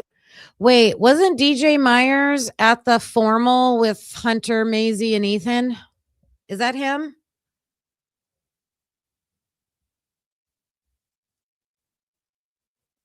That sounds familiar.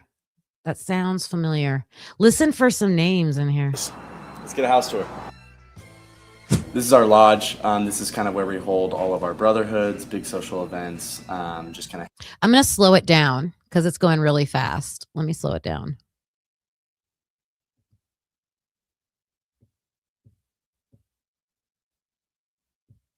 See how that does. Hang out in here. Let's get a house tour. This is our Okay. There's a stage. lodge. Looks like a counter without a sink back there. There's a Coca-Cola machine in that closet. This is kind of where we hold all of our brothers. So I'm assuming this is probably the lodge room. Is that what he just said? The lodge room. And then look, there's a doorway there. Maybe that's where it goes to the apartments. They have a water fountain. Brotherhoods, big social events. Big couch, nice fireplace. And just kind of hang out. There was an exit door there. Oh my God. They put couches on top of tables, you guys. That's a cool idea, actually. For like a stadium viewing. These kids are crazy though. Here. We'll watch the Super Bowl. Look at how many people they can fit in there. Where'd they pull all these couches from? Their rooms, their bedrooms? Bring your couch to the party. We'll do some UFC fights in here, and then we'll also watch national championship games. As you guys just saw, those are our Derby Days banners. The sororities paint those in support of our philanthropy Derby Days. We raise money for the Huntsman Cancer Foundation. Guys, we'll show you the study now. Got some guys studying right now. Okay, this is their study. Now, we got 3 Looks like a boardroom. separate rooms, one upstairs, one down here with a big table, and then one in the back study. In the back study, we have whiteboard, printer, whatever you kind of need. Up there in the top study. So those man, we should screenshot these pictures on the wall, you guys, so we can see names. Although this is only Sigma Chi. I would love to see that for Delta Tau Delta. Can we find a University of Idaho Delta Tau Delta tour and try to see their picture frames on the wall? Thanks, Jen, for posting that link. Thank you. Oh my gosh. Let me see. Not that. All right. Where'd it go? There it is. Is cubicles. So if you want to do some more private work, you got to write an essay, take a test. You can do it up there. And then up here on the wall, you see all of those plaques with the blue stickers. Those are Blue Peterson Awards. Those are given out to the top 10% of Sigma Chi chapters in the nation. And we have won 10 of the last 11 years.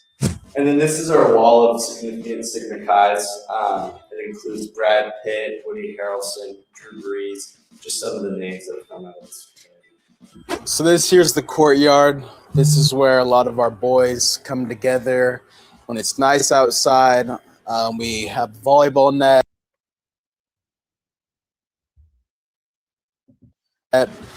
Come out here and play spike ball, just any sort of games to get some sun. We have a grill where the house provides propane, so a lot of guys come out here and grill up and just have a good time, listen to music. We also have a fire pit, which is super nice to have when it's a beautiful night out.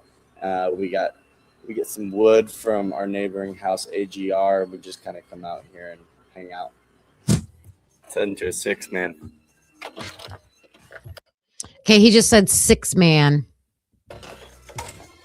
So this is an average 6-man living room. You can kind of set it up however you want. You can get some couches in here. These guys got like a B-dub set up and have multiple TVs. This is a standard 6-man kitchen. You know that's where they do gaming, right? That's probably where they set up their gaming systems, and I'm just imagining that. That's my guess. It comes with all appliances already here, fridge, oven, microwave.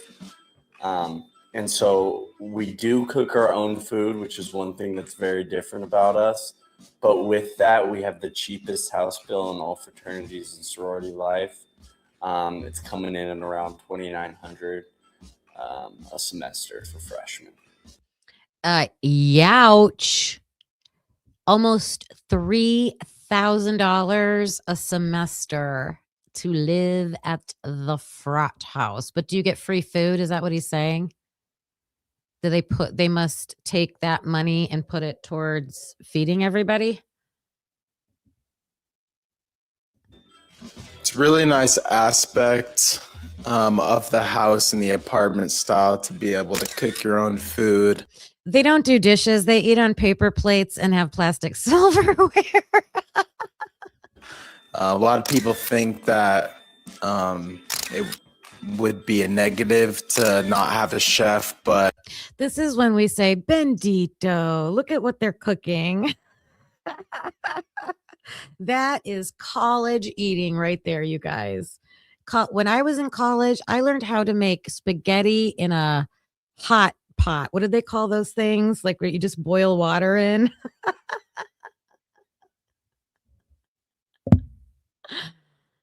Oh my gosh. You're eating cereal and lots of popcorn, lots of cereal, lots of mac and cheese.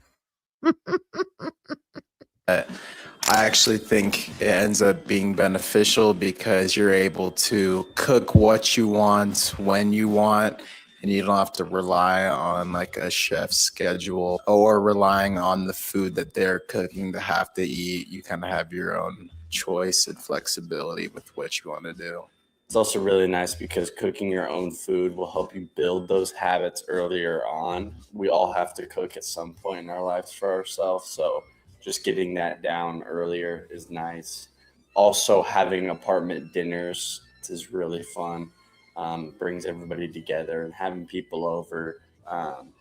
It's just having that option is really cool. This is a normal 6-man DJ was laughing at this dude here. I didn't catch his name, whatever his name is. DJ was laughing at him. bathroom. You got dual vanity and a shower, so you're able to have your space. And we don't have communal. How long did they have to spend cleaning these bathrooms to get them to look like this?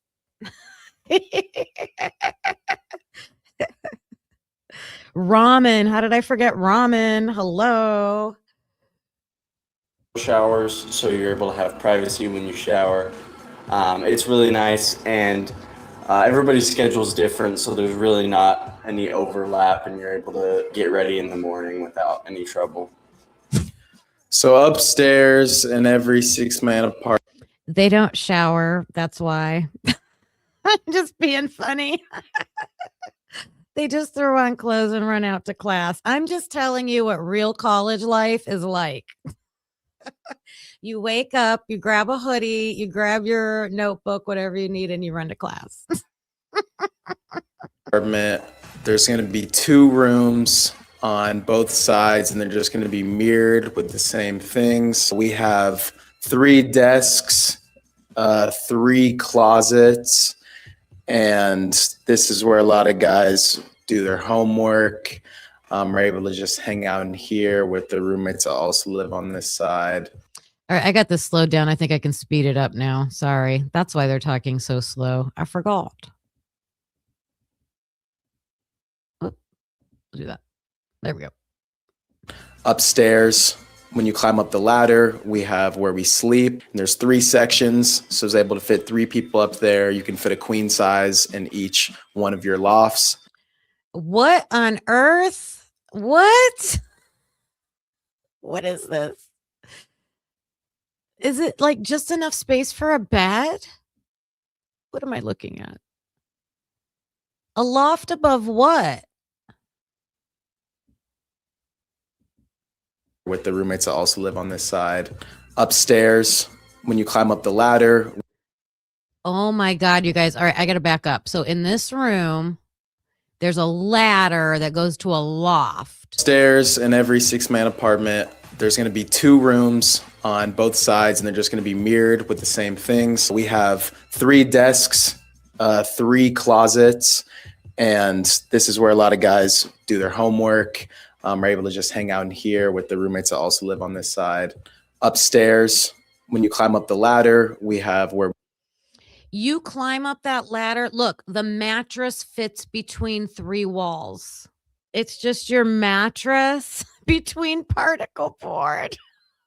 I mean, it's cozy. It's like a little book nook cozy place, but that's what you get for $3,000 a semester, you guys. Plywood. we sleep. And there's 3 Look, that's not even finished. And he has a cement wall. sections, so it's able to fit 3 people up there. You can fit a queen size in each one of your lofts. And it's Look at that. He's got a pipe. He's got a pipe.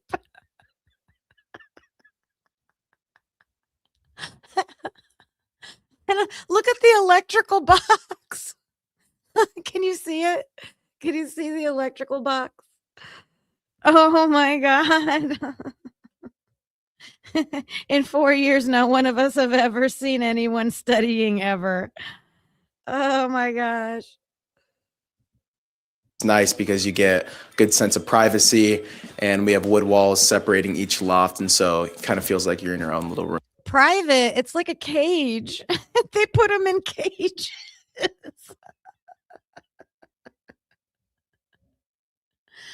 Think about if you have a guest over for the night. Are you having a guest over for the night with just that little wall? There's no door. There's no door. There's no door. Look, I know how we'll keep them from getting girls over here. We won't give them a door. Look. There's when you climb up the ladder. There's no door. We have where we sleep. And there's 3 sections, so it's able to fit 3 people up there. You can fit a queen size in each one of your lofts. And it's nice because you get a good sense of privacy, and we have wood walls separating each loft. And so, oh my God, you guys, look behind him. What's that red bag? What is that red bag? Someone's delivering DoorDash. That's a bag you get when you deliver. Oh, Cat K, I'm sure they have to make accommodations. They do have bedrooms downstairs. It's usually for like the president, vice president, treasurer, upperclassmen, things like that.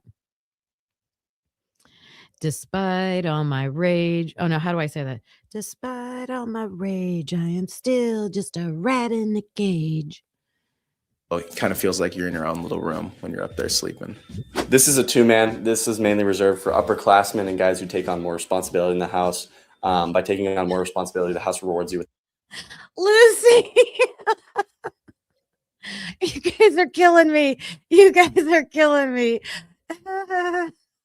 Any girl going up those ladders, I assure you she does. Oh my God. Oh my God. That was hilarious. I love laughing a with little you bit more guys. privacy. It's a similar setup as a 6-man apartment. You got your living room, kitchen, appliances are all there for you. And then in this back room, in the bedroom, we have 2 lofts instead of 3. You can easily fit a queen up there. Some guys even shove a king up there if There we go. This is 2-man, just a wall between you. you really want. No wonder these guys. No, I mean, I don't know. Wait, where'd the plate? There it goes. To. Just goes to show you a lot of privacy. Same living area too. Did he just say a lot of privacy? He just said a lot of privacy. Set up your desk however you want, decorate it. And then the bathroom is a really cool part. Not a lot of college bathrooms are this clean, and you only have to share it with one other person. So The guy in the blue sweater just gave the side eye when he said they have clean bathrooms. He's like, it's really nice. This here's our basketball court, and just like the courtyard, it's a nice way to come down here, get out in the sun, and just hang out while the guys shoot some hoops. We do a lot of 2-on-2, 3-on-3, different shooting games. We have bleachers and couches, so a lot of people are able to just come down here and sit down and hang out. And if you guys look out, we have the lower 40. It's university owned, but it's in our backyard. They take care of it, and we use it. What's up, guys? My name's Gus Elwell. I'm the president up here at Sigma Chi. Just wanted to hop on here and say, excited to see you guys this fall, and don't forget to rush Sigma Chi. see, usually all the frats and sororities will make these videos for Rush, right? That's how you find them. Thank you. No thanks. No thanks. Okay, you guys. I hope you got something out of going through the timeline chronologically. I'm going to continue on. I'm going to see if there is anything else in the book, in interviews that I can pull out about Ethan and Xana, but we need to see their location data from their phones or their iWatches. I don't think you can call it a thorough investigation without having that in your files. I know they have it. Did you use it? It doesn't look like they used it. And I think that's the main point we need to start pushing, is that it's not that they don't have the information, the data. They're just not using it. And who's going to find it? Who's going to find it? Like if it's buried or mislabeled, just speculating who's going to find that stuff. But your cat wants to live there. I don't think anybody's pet wants to live there. Oh my goodness. That's funny. That's funny. You guys are amazing. I'm coming back Monday with we'll look at Maddie and Kaylee's. I think I should do them separately. I think everybody else should be separate, but because Ethan and Xana were a couple and we were trying to decide if they were together or not, I wanted to do them side by side. So I think from now on I'll do everybody individually. If you find anything that I missed in this timeline, you can send it to me, email, join the Discord. The link to the Discord's been dropped a couple times in here. I love to share, so I appreciate that. And I did see you guys dropping links, Jen and Lucy and whoever else I missed. I will go back and check those out. Make sure you guys go over to Christy's Chaos and watch that new interview she has. Logan's had a couple interviews. Tonight when Lana's doing the collab roundtable with the people who have interviewed Christopher Whitcomb. That's going to be amazing. make sure we're all watching that. And tomorrow is the verdict room. Please come join me. We are going to be talking to Andrew Myers. That's going to be interesting. We have not interviewed a legal person yet on the verdict room. We've had other types of experts. So I'm going to change my questioning towards that aspect, get his insight on things. So you guys have a great rest of your day. Thank you to everybody for your donations. I appreciate that very, very much. And I'll see you guys later in the chats. Have a great day, everybody. Thanks for watching, hope you felt the spark. Please hit that like before it gets dark. Subscribe, it's free and keeps us going strong. You're part of the crew now, right where you belong. Join us next time, same truth, same fire. We bring the heat and never tire. We're typically unique and proud to be a husband and wife in podcast harmony. That could be unique, yeah, that's you and me. Don't forget to like and hit subscribe, it's free. Come back again, we'll be right here with truth and laughs and zero fear.